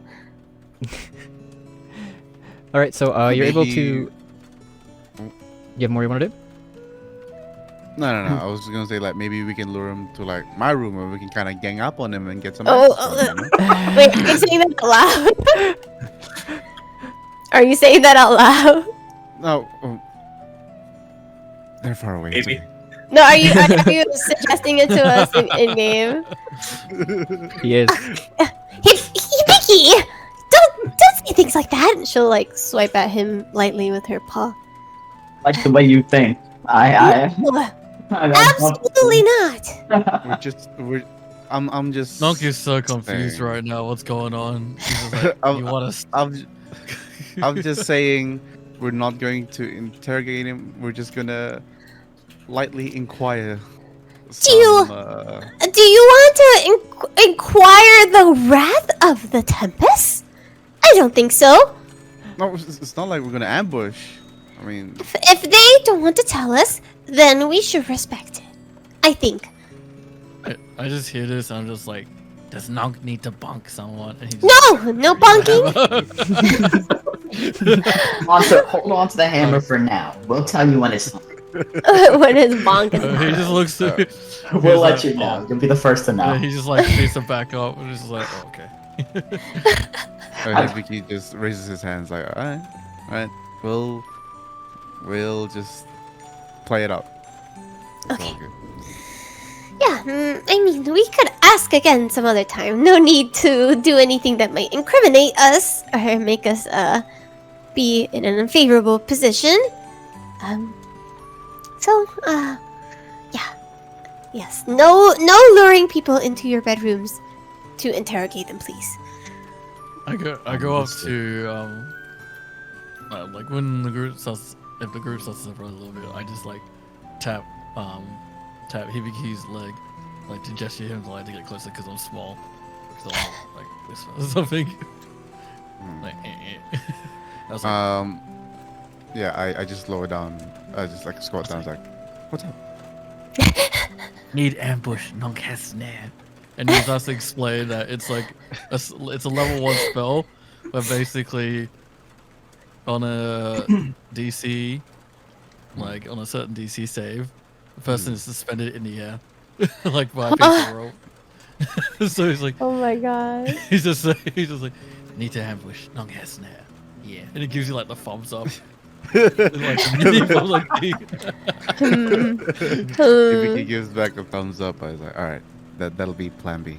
I walk over to Fluffles. I'm like, we would never do something like that in our lives. Make a deception check. Not at all. Make a And deception check. With While advantage it's happening, because I Chad have- helped you out.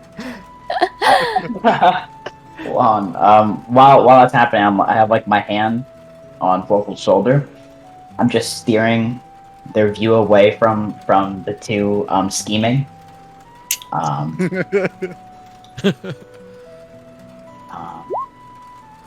And I look back and I wink. I look over my shoulder and I wink at Hibiki. Okay, 22. Fluffles, make an insight check. And say,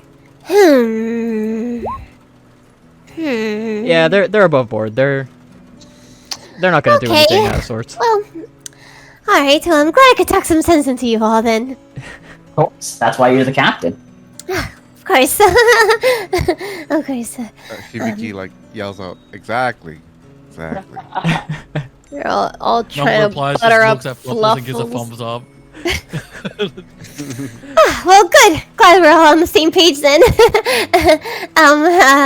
We should head out then. Absolutely. All And right, I stand up, start walking. Okay. Okay. We're all exiting, We all head exiting back the to- scene. As a lot of you exit Tempest Hall, you make it out into like the main road, and as you do, Fluffles, holy hell! Can you guys hear that? Oh, yes. Oh yeah, we heard that. It's storming real bad where I am right now. Oh, Oh my I gosh. guess that's why we asked. Lift your head earlier. up. Yeah. Bum, bum, bum. If the stream dies again, I'm so super sorry. Okay. Oh, Um, before we leave, I wave back to Shin and Luna. Luna like nervously waves at you, and Shin does like a overly exaggerated like bye. As you proceed outside, though, you are met by a familiar not face to you because he's wearing a very dark mask that's actually kind of hard to see in the night air. Utsuru is seemingly returning home from his day at work, and he says, "Oh, Mr. Utsu, welcome back. Hey, what's got it? good to see all of you. I hope you've had a productive day." Yes, we have. We actually talked to Lady Tehistel. We having a very productive His head conversation. like you could see he like cocks his head like confusedly. You can't see an expression on his face, but he's like clearly like, what the hell did she just say?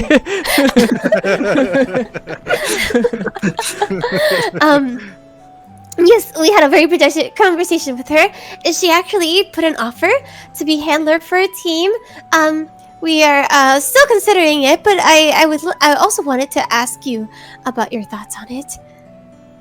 Well, it would be a great opportunity for you. I think that Miss Luna's greatest strength is that she is compassionate, empathetic. Very important. She's always done well by us. Oh, and whoops. Sorry about that. I think she would only seek to aid you, not the other way around. Oh, that's great to hear. Very, very nice to have a secondhand perspective on it from someone who knows her better. Well, thank you so much. We were just heading back, but I assume we won't. You just came back from work, so we wouldn't want to bother you. Have you been to HQ yet? Not yet. Saving Well, that for the next day. Yeah. The day after, really. I think Miss Fluffles, you should go to Guild Knight HQ. All right. Again, Okay, at thank your earliest convenience, but the longer you wait, well, there's someone there that wants to speak with you. Oh, I see. I thought it was some paperwork or something, but if I don't want to keep someone waiting. Okay, well, everyone, it seems I have to rush to HQ now. If you all want to stop by, it might be a nice, change of, or not change of pace. You would all like to see HQ as well. Yeah, experience, exactly. So if you would all like to stop by, I will be heading there, right now. I didn't even think it would be someone. Oh, okay. Yeah, I'll be heading over. Would you all like to come with so you can see HQ, or? I don't mind. I Yes. mean, I ain't got much to do, so let's go. Nonk, are you splitting off to go to the workshop? Actually, that's a good point. Yeah, no, I was like, oh, right, work to do. Gotta prepare gear for next time. So I'm gonna I'm just gonna wave goodbye to everybody in the most exaggerated way, Alright. and then just scurry off. Yeah, it was nice meeting you, Knock! Good knock! I guess Bye. she's just yelling as he's walking forward. Yeah. He's some exaggerated big giant arm wave. Stay away from the bags. Okay. He just scurries off. Okay, so Nonk, you're headed to the workshop, which is the smithy is the kind of front for the workshop, which is actually attached to the guild hall itself. It's kind of on the back side, and it feeds down into almost like a cave that's carved in underneath the guild hall. You know where it's located, so it's a pretty short jaunt there. Fluffles, you know that the Guild Knight HQ is on the north side of town. It's a large building, not as large as the guild hall itself, but it's actually white in contrast to a lot of the dark colored obsidian and soot covered dark rocks here.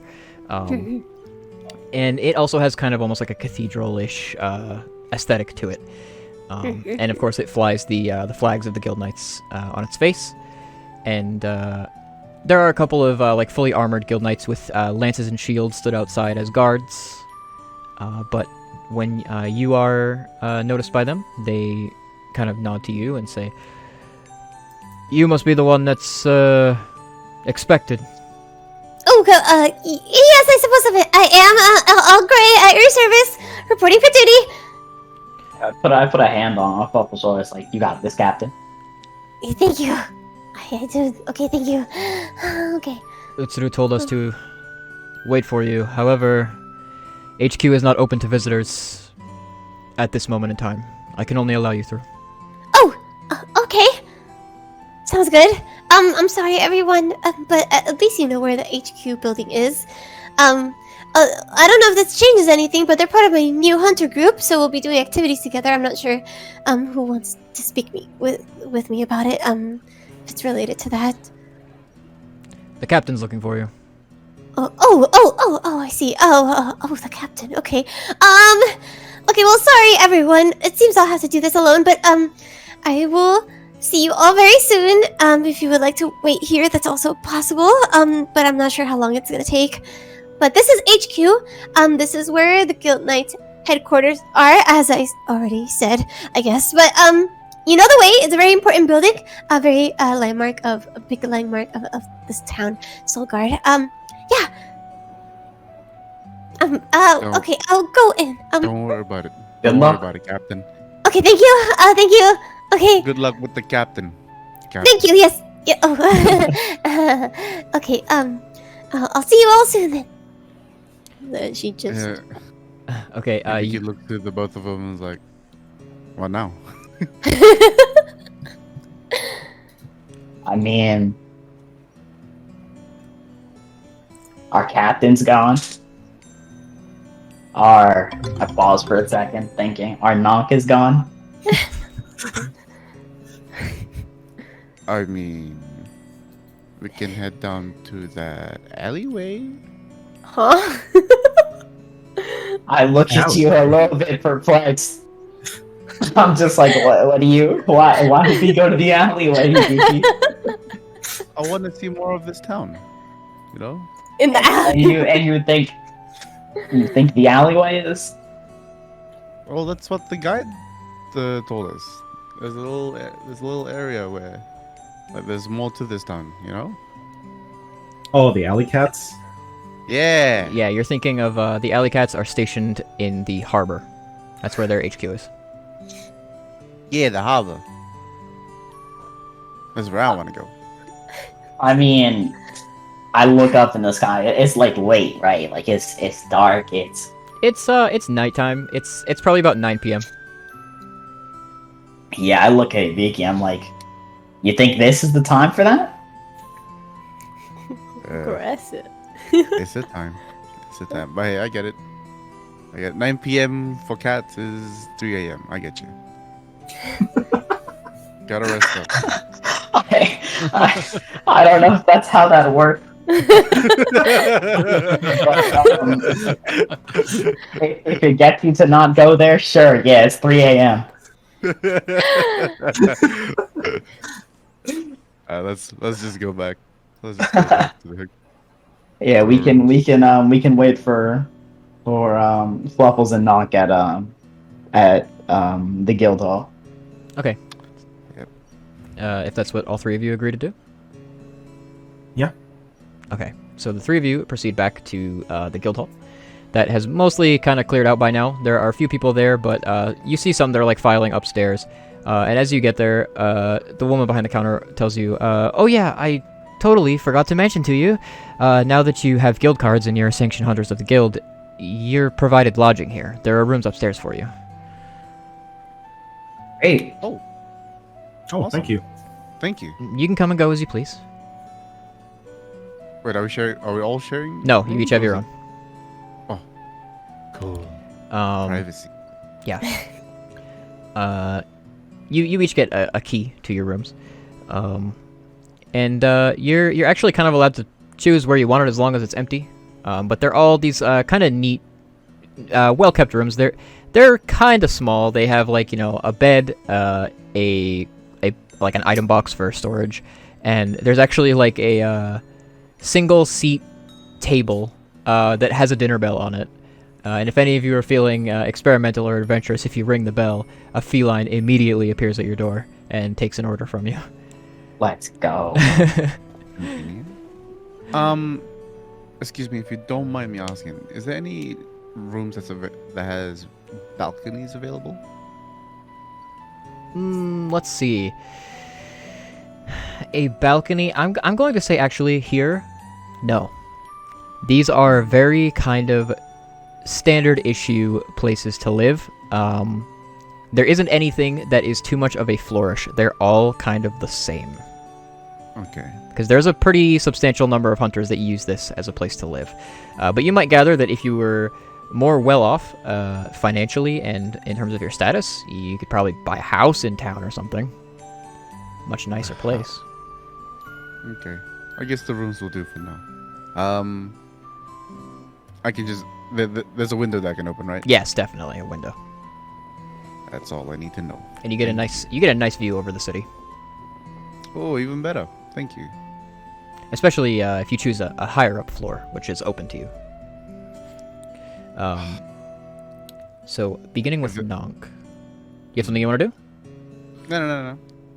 So Nonk, you reach the smithy, which is currently a very active place. It's basically always a very active place. There's a long conveyor belt that runs from one end of a kind of a smelting facility to another that is constantly creating things like blades, hilts, ammunition, full-on like bow guns, shields, armor, tons of things that are made from the metals and ores that are like stripped from the ground in this locale. The person that mans the smithy counter is an elderly Wyverian man who is basically the same size as you.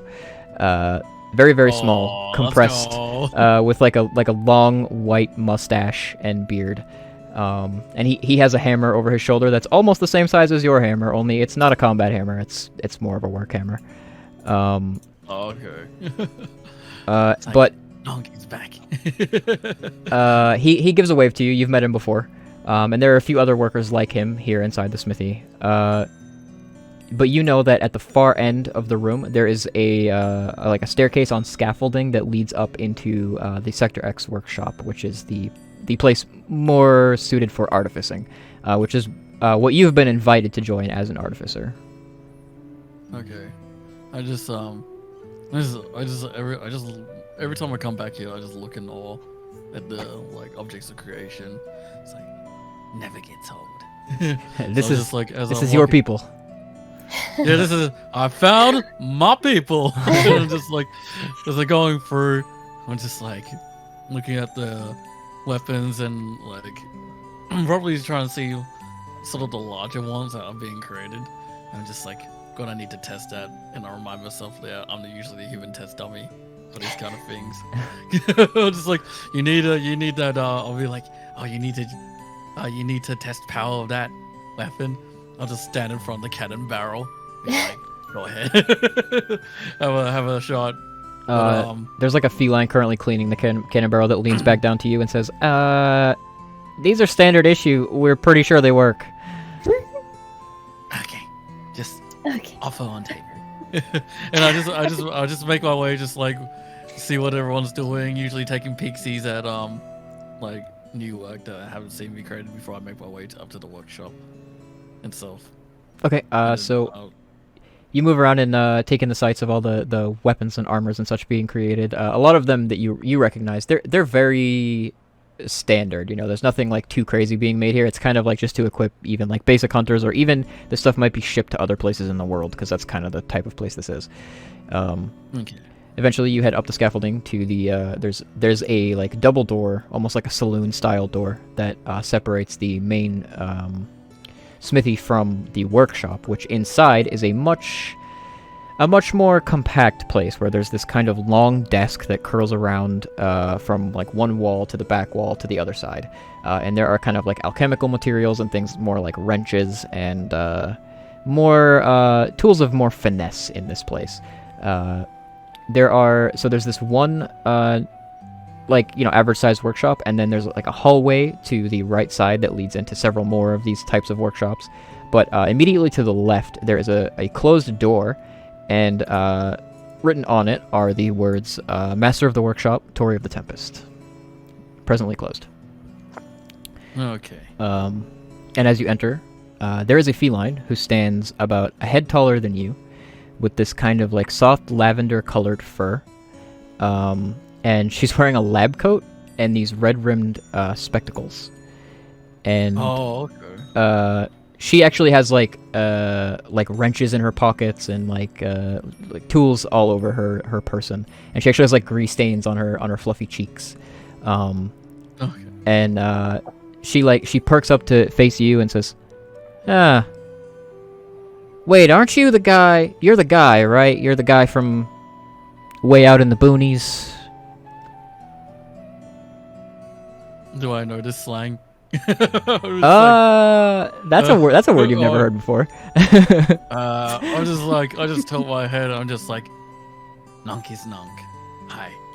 Right, Nonk is Raises Nonk. my- I just raise my arm and I'm just like, and he's like, you are who? And I'm just like, and you are who? Exactly. Acting head of the doing? workshop while Tori's away. My name's Meowvel. Okay, how do I spell that, please? Sorry. Meow. VELLE. Meowvel. It's like, hi, looking for a free workshop to upgrade. Yeah, weapon. And actually, he's just like, yeah, go on. that's what you're being offered here. I was told that you have some skill at artificing. So, we're here to offer artificers workshops. You can use any one of the workshops here and the materials in it. The only thing we ask is that we have a lot of projects on hand at nearly all times, and anybody that has the type of skills that you have would be very helpful in getting those things done. So, if I ask you to do something, you'll do it, right? Oh, yes, my creation. It's like making things, and like he'll probably be like he'll probably like take some of the knickknacks he's made. It's like demonstration needed. Like it's like, do I need to like show my skill or anything like that? She kind of like takes a few steps over toward you, and it becomes apparent that like she's a feline, but she's not a small-sized feline. She's like almost a medium-sized creature. She's like the size of a small human. Oh, okay. She like peers down at you and looks at your mask and like the hinges that hold your mask together, and she reaches out with a paw and like lifts the lower jaw and drops it and sees that it falls back into the same place it was before, and says, "I think I see a decent demonstration already." Oh, you like Nong's mask? I do. And I'll just like it does this, and I'll start like opening and closing it a little bit like a monster's mouth. Like, I do like it. It's better put together than the rest of the ones that your kind typically wear. And don't take that the wrong way, because my kind typically aren't artificers either. Okay. Okay. And he's also just looking at it, it's like, what else do you do here? Because he sees a lot of chemicals, and it's just like, I'm usually used to like, I guess, bashing things together. Like, just effectively. She, like, what else do you do here? she kind of like puts her paws on her cat hips and like turns around and looks back toward the room and says, "Right now, I am working on advancements in flying technology. You know, flying ships typically use hot air balloons and turbines to make themselves fly, but in adverse weather conditions and when those ships are attacked by flying creatures, it's not very safe to be on board them. I'm working on a contraption that'll allow those ships to stay airborne even when those mechanisms fail." Has Nong seen actually any flying things in Solgarde? Yes, you have, but it's a little bit rare. But you have like looked up to the sky and seen that there are a couple of flying ships. When you were out in the field, though, you were told that there was a flying ship that I think you failed to perceive when you tried. But you were told that it existed. I guess my eyes sort of, my beady yellow eyes light up more than they would, I guess, and it's just like flying. Flying, and Nog's just like, if he takes it like a seat, he's like, he's like kind of like, tell me more about the flying. Well, I didn't invent flying. I did invent the charge blade, but flying, it's been around for quite some time. It's kind of normal technology. It doesn't require very much artificing, but it's very expensive to produce, and really only the Elder Dragon observation team gets their hands on flying ships. But Nong's never been flying before. most people haven't. It's nature only intended wyverns to fly. Now we do it too. Oh, Sometimes. sometimes. Hey, if I need your help working on this stuff and I get it done, I'll make sure you get to ride one. He's just like so excited about that. Just like, ooh, yeah. And just like, okay, no worries. Got to go work now. He just goes to find, like, looks for an open workshop. Yeah. He's like, nice to meet you. Yeah. Tori will be back within a couple of weeks, I think. She'll probably want to talk to you. Oh, okay. I think what Nonk will do is probably find, like, one of the open workshops, and then pop down his hammer, like, on the table. I'm assuming, like, there are a lot of tools that can be used as well. Like, I do have my own supply, but I'm assuming there's also, like, here in this place, because you've been granted access to it, you have access to all their supplies for free. As long as you're here, it's a functional workshop that can do all of your artificing stuff at no cost. Ooh, okay. So, I think then what I'll do is, I'll pop down the hammer onto the table itself, and then I'll start like working my gacha like a brain to try and do something that's makeshift of an infusion. Sorry, give me a second. The infusion that I want specifically is enhanced weapon, so it makes it quotations magical, but gives essentially a +1 attack bonus. Okay. Yeah, so attacks and you damage roll spend time performing your artificing skills to make improvements to your hammer, which is a quite basic hammer, but you do have the skills and the know-how and the materials on hand to, adjust the weight of the weapon a little bit and channel a little bit of arcane energy that you happen to know how to mold in such a way to add a little bit of extra power to this weapon. Okay. I guess while I'm doing, No, sorry, continue. Are there any other things you want to do here at the workshop? I think after I finish the infusion, my mind's gonna go back to the conversation about the great beasts, like the elder dragons that we talked about when we were with Luna, like Fizzlelight, and like the visions that they saw. And when that happens, I guess my hand sort of instinctively grasps sort of the medallion I had, like from back when I had my visions, and I'm just kind of like, and the red light, I guess specifically, because I don't know what I saw, but I'm just kind of like, oh, I just think back to it a little bit. Okay. And then it's just like, just pondering, like the great weapons, and I guess like from that interaction, kind of snap back to reality and start like I guess exploring a bit more of the workshop to find out sort of like maybe what's being made, or like what's the word, experimental. Okay. So experimental equipment's being made. you'll find right now there are a few other artificers here that are working on their own projects, similar to stuff that you know how to do. They may be a little more advanced in the field than you are at the moment, though. And with a little bit of inquiring, you can find that Meowvel is indeed working on trying to find a way to essentially, what she's talking about is find a way to like suspend an airship in the air, even if its like balloon fails, so it won't just fall out of the sky. Which is an extremely, extremely complex thing that she's working on, and if you kind of hang around and pay attention to the work that she's doing, it goes way the hell over your head. You are not educated enough in artificing at the moment to really understand even the beginnings of the work that she's doing. So at best, you're able to like fetch wrenches for her. My big brain hurts. It's like, no. But you gather, guess, like, you gather that spending time here and working is the best way to expand your knowledge of how artificing works. Yeah, I guess I'll like to the artificers that I'm not familiar with. I'll probably go and introduce myself and say, yeah, I'm here to, learn, help her, like lend a helping hand. Okay. The little critter that's going around. All right. Fetching wrenches.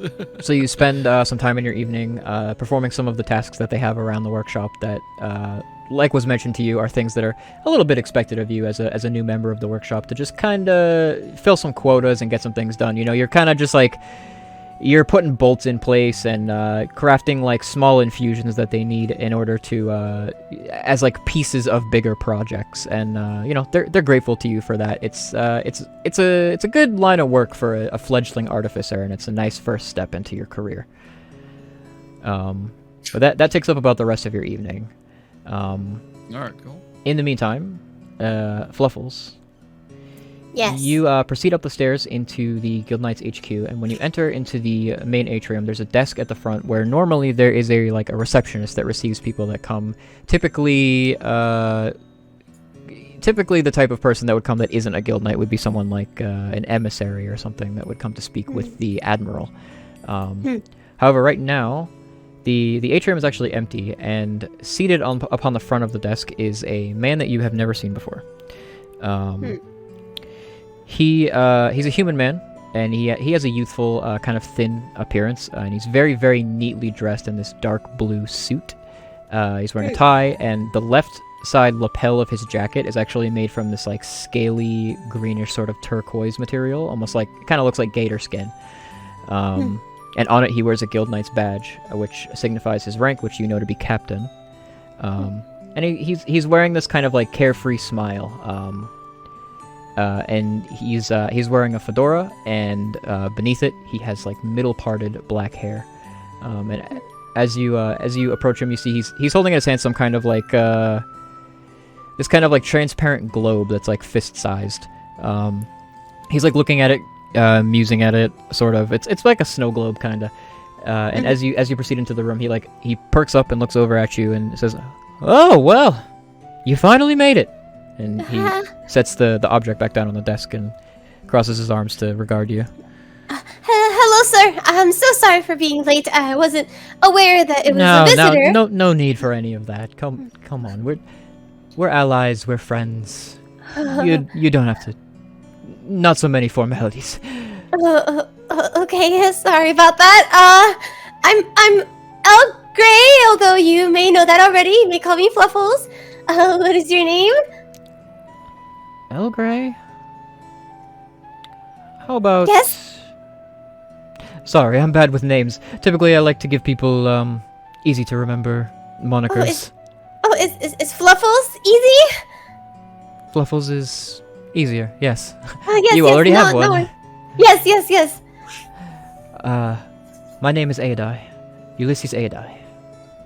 Ulysses Aedai. Okay. Nice to meet you, Mr. Ulysses. Aedai, Mr. Aedai. If you don't mind, could you accompany me to my office? Oh, yes, of course. He rises from where he was sitting and proceeds over. Actually, it's a door that's like kind of just behind where he was. He leads you in through this small doorway into a pretty finely decorated office. But there are still like some boxes that look like they're like partially unpacked. There's like a bookshelf with a whole bunch of like neatly placed books on it, and some items that look to be kind of like artifacts or interesting bits and bobs. Looks like maybe he's kind of a collector of like trinkets, and he keeps them pretty neatly arranged on his shelves. He closes the door behind you and proceeds over to a desk of his own, a dark wood desk with a neat little chair behind it. But he actually prefers to sit down on the desk.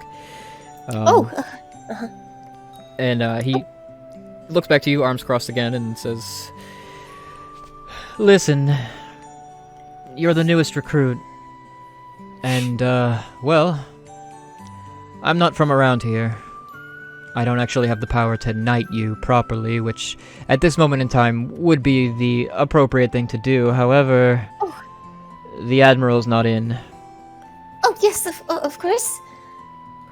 That's totally fine, sir. I wasn't expecting to be knighted so soon anyways, but I, greatly appreciate, you considering me for being knighted. Well, actually, it's important that we speak. Oh, yes. I'm aware of... What about, sir? I'm aware of where you come from. Oh, yes, sir.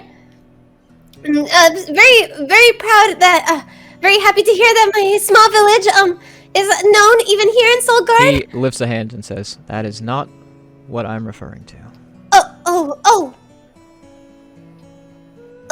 Okay, what's,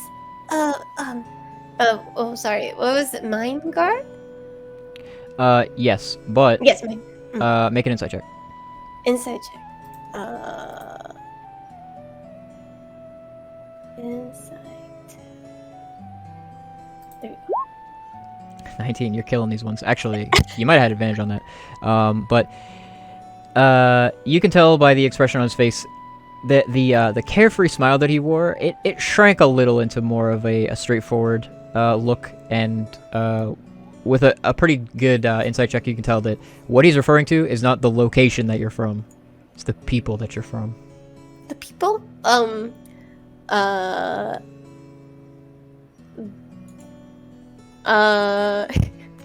am talking about what you think I'm probably talking about. No, yeah. I think Elle would still be a little confused as to. She was like, how do I approach this? Don't worry. I'm sorry. It's I'm not really worried. I'm just very confused. Do you mean my religion? If that's what we're calling it, certainly. That is... Oh, yes! what I mean? Oh, yes! Can I help you with anything? Actually, you can. Oh! I've been called here for a very, very specific reason. There's been a recent epidemic of poaching south of Solgarde, out in the island region. It's been a long and arduous process investigating these things. It's very hard to trace poaching and the illegal materials that end up on the market following events like those. But by cross-referencing sales and botched hunts, we've been able to determine that it's possible that there are poachers here within our midst. Oh, I see. I was called here to investigate this. But prior to that,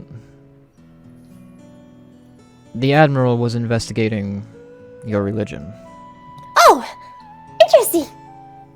Does he also have an interest in joining? I don't think that's what it's about. Oh, I see.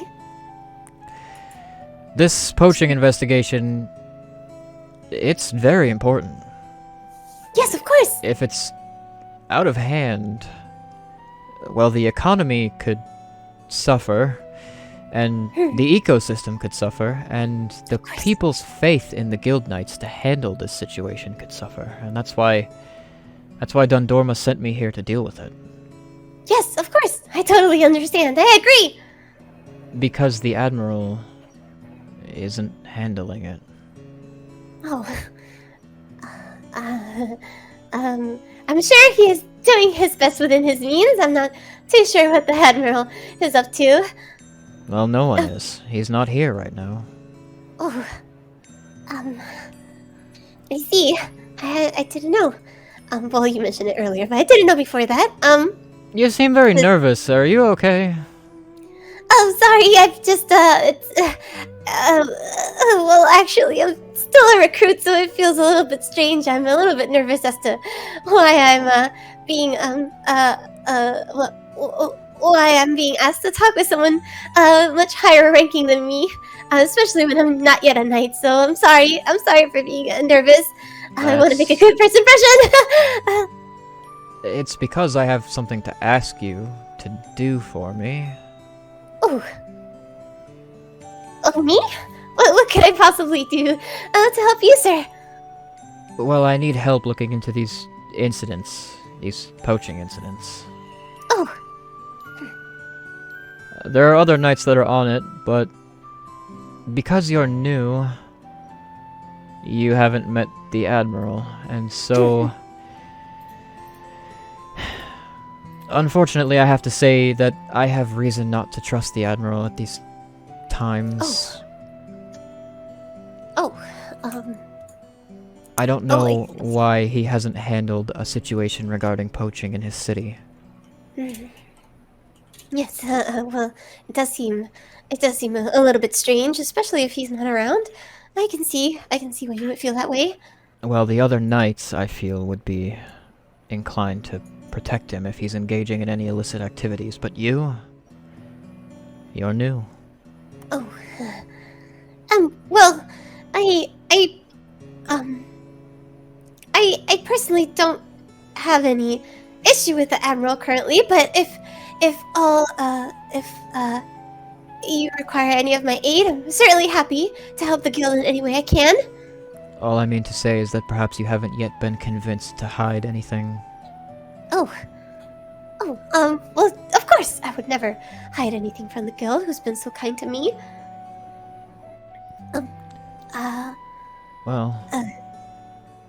I want to ask you to see what you can find out about these incidents of poaching. I need to know... I need to know what the people think about what's going on. The sentiment toward the Guild Knights and how they're handling the situation. And...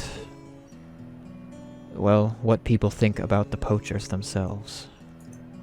Oh, I see. If you could investigate this for me, return any information that you find to me directly, and Well, I'm sorry to have to say, be wary of anyone else that has anything to say about these things. Oh, okay, sir, of course. I'll help you in any way I can. You said you would like me to refer directly to you. I assume that you want me to keep this a secret from others, or, I'm not very good at hiding secrets. But I can refer directly to you if you would like. Seems like a very sensitive situation. Well, I'm not here to keep secrets from other knights, and particularly not the Admiral. Okay, I want what's Okay. best for the city, and of course. my worry is that he doesn't. Oh. Okay. Well, of course. Okay. I will do my best to help you, sir. I really want to help Solgarde and the Guild Knights as well. So we are one and the same here. I'm not quite sure how this relates to my religion, though. Still a bit confused on that. Well, actually, it's because in order for me to investigate what's gone on with the Admiral, I feel I need to know more about it. Oh. Okay. Well, of course. I can share any information you may need. Just like that? Yes. Okay. Where are they? Well, I don't actually know. Last time I saw them, they, unfortunately, I told them I did want to become a hunter, so I haven't been in contact with anyone yet, but they were quite friendly, and they, told me to refer anyone who may need them to the jungles in between Solgarde and Minegard. So I assume that if you send for someone over there, you might be able to come in contact with them. We're always happy to have new people join. Are you an active member of this faith? Yes! Oh, well, unfortunately, since I came to Solgarde, I've been too busy with guild work, but yes, I still believe in our teachings. Please tell me, in your own words, what are these teachings? Well, I'm not much of a preacher, so I hope I don't get anything wrong, but we value the sanctity of life and thus the sanctity of death. So, of course, we respect the natural cycle of life and death. We know many other religions focus on protecting life, so we've tasked ourselves with protecting death. Of course, you know how it goes, ash to ash, dust to dust. So that is one of my main goals as a hunter, is to protect the cycle of life and make sure that we are all equal in death. Well, that's I guess it's a bit reductionist, but generally that's how it goes. I truly believe the Guild Knights are a good way to do this, as of course, since death is the great equalizer, we are the way we deal with justice and give everyone fair treatment, I find aligns very well with our cause. So I'm very happy to serve the Guild Knights. He stands from the edge of the desk, with a finger to his chin in thought, and he walks over to his mantle where he has a whole bunch of like sort of trinkets and stuff stored, and kind of pulls open the glass of a cabinet and retrieves from the shelf an object that it's quite dark in his hand, and as he turns around, he shows it to you. It is what appears to be a bundle of fur that is this pitch dark, this midnight colored black fur that is bundled up together with a red ribbon, and it has kind of a wax seal that keeps the red ribbon together. Should I do an insight check? What do you want to know? If I just recognize the fur or the purpose of it, just preemptively. Nature check. Nature check. 8. It's fur. Fur. Okay, well. He walks back over to you, and he turns it over in his hands for a minute, and he says, "Now this is just a hobby of mine, but I collect things that are odd." Oh. Well, everyone needs a hobby. Well, this here is fur that comes from an elusive creature, one that is rather hard to find and keep track of. Oh, But I see. it contains power. Oh, power. I think you should take it. Okay, if it is from the admiral, from the captain, of course. Thank you so much. How do you use it? He gives it to you, and while it's in your hands, you can feel that this fur has like magical, like arcane energy within it. Quite powerful, the same way that many like monster parts do. So I'm gonna it's add it to my inventory. yeah, it's probably a monster part like he described. But it's unknown its origin to you, so it's like unknown bundle of fur would be like the item that it is. It functions as a charm, so you can carry it on your person and gain the effects that it confers to you. Which is that you gain blind sight out to 20 feet. Blindsight out the turn. So I'll add it to features and traits. You can, or you can just add the item description somewhere on your character sheet, and then just refer back to it and remember that you have that while it's active. Okay. And in addition to that, you can also see in magical darkness as if it's normal. Blindsight up to 20 feet. Plus Yep. 20. Mhm. And then magical items. Can't see. Okay. All right. As if normal. As if normal. You essentially ignore magical darkness. Oh, okay. Ignore magical darkness. All right. Oh, I see. Thank you so much, sir. He says, that's a very rare item. I don't think I could get another one if I tried, so, do take care of it. Oh, wow. Are you sure you should be giving this to me then? I am quite sure. I'm very honored, sir. Very honored to receive your help like this. Now, what I'm going to ask of you is, for whatever time you intend to spend here in town, see if you can find out anything about this poaching problem, perhaps down at the harbor or anywhere that people gather. Yes, sir.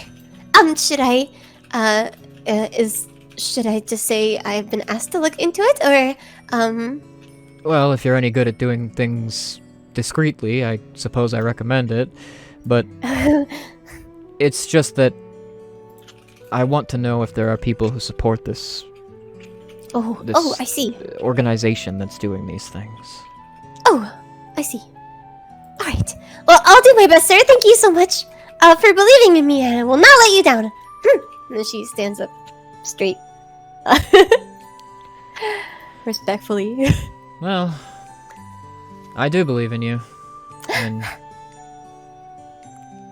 well, I can't knight you, but I think that when the Admiral returns, as long as you've done some good work for us, I think that he'll do so. Yes, sir. Thank you so much. He actually like lifts his hat off of his head and gives you like a bow with it over his chest, and then says, "You're dismissed then." All right. And she gives like a little dismissal motion, the little salute, and then she heads out, looking a little bit confused but happy. Okay, and as you proceed out of the Guild Knights HQ to head back to the Guild Hall, that is where we'll stop for tonight. Wow! Yay!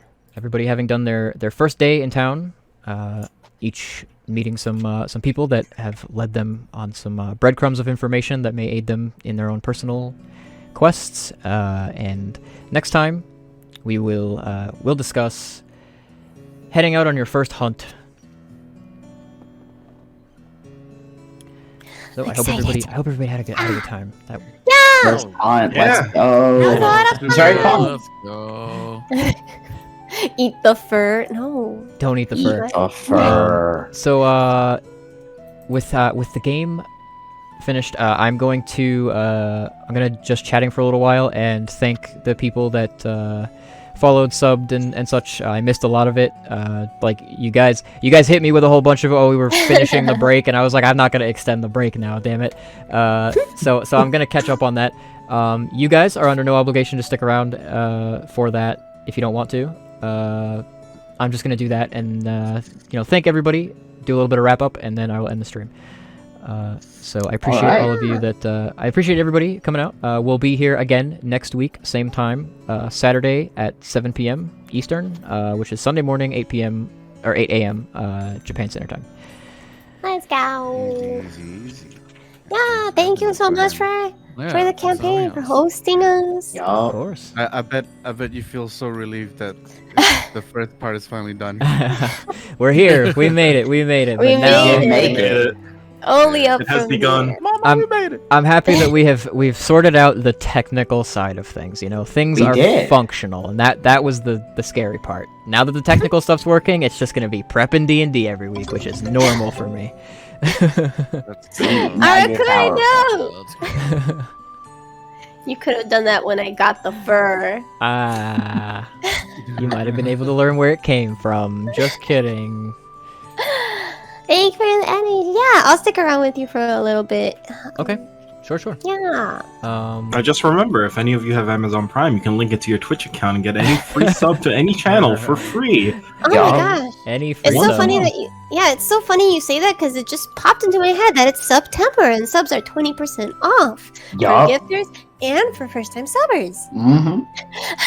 I hear that it's easier to sub to defeat all your monsters. It's easier to defeat monsters if you donate the 3 digits on the back of your card. Just send credit Your card mother's pics. maiden name is also part of it. Honestly, I'm pretty sure that Rathalos just needs to know your location and your social security number, and Yeah. he'll leave you alone. That's all he wants. All right. I'm more concerned with bezel keys. I'll pay that. We'll get there someday, pal. We'll get there. Oh, Lord. B17 bomber. Alright. I'll be taking my leave. Alright. Okay. See you, Daiji. Take I care, have to go Daiji. through Take all care, my Daiji. stuff. It's so worth it. But yeah, you just take it easy. Get some and, rest, yeah. friend. See you around, See you bro. all next week. When he leaves, the Bye-bye. Discord camera feeds are gonna scuff way the hell out. Don't panic. Oh, shit. It's panic Alright, time. Don't panic. We might Swap switch. positions. We might switch around.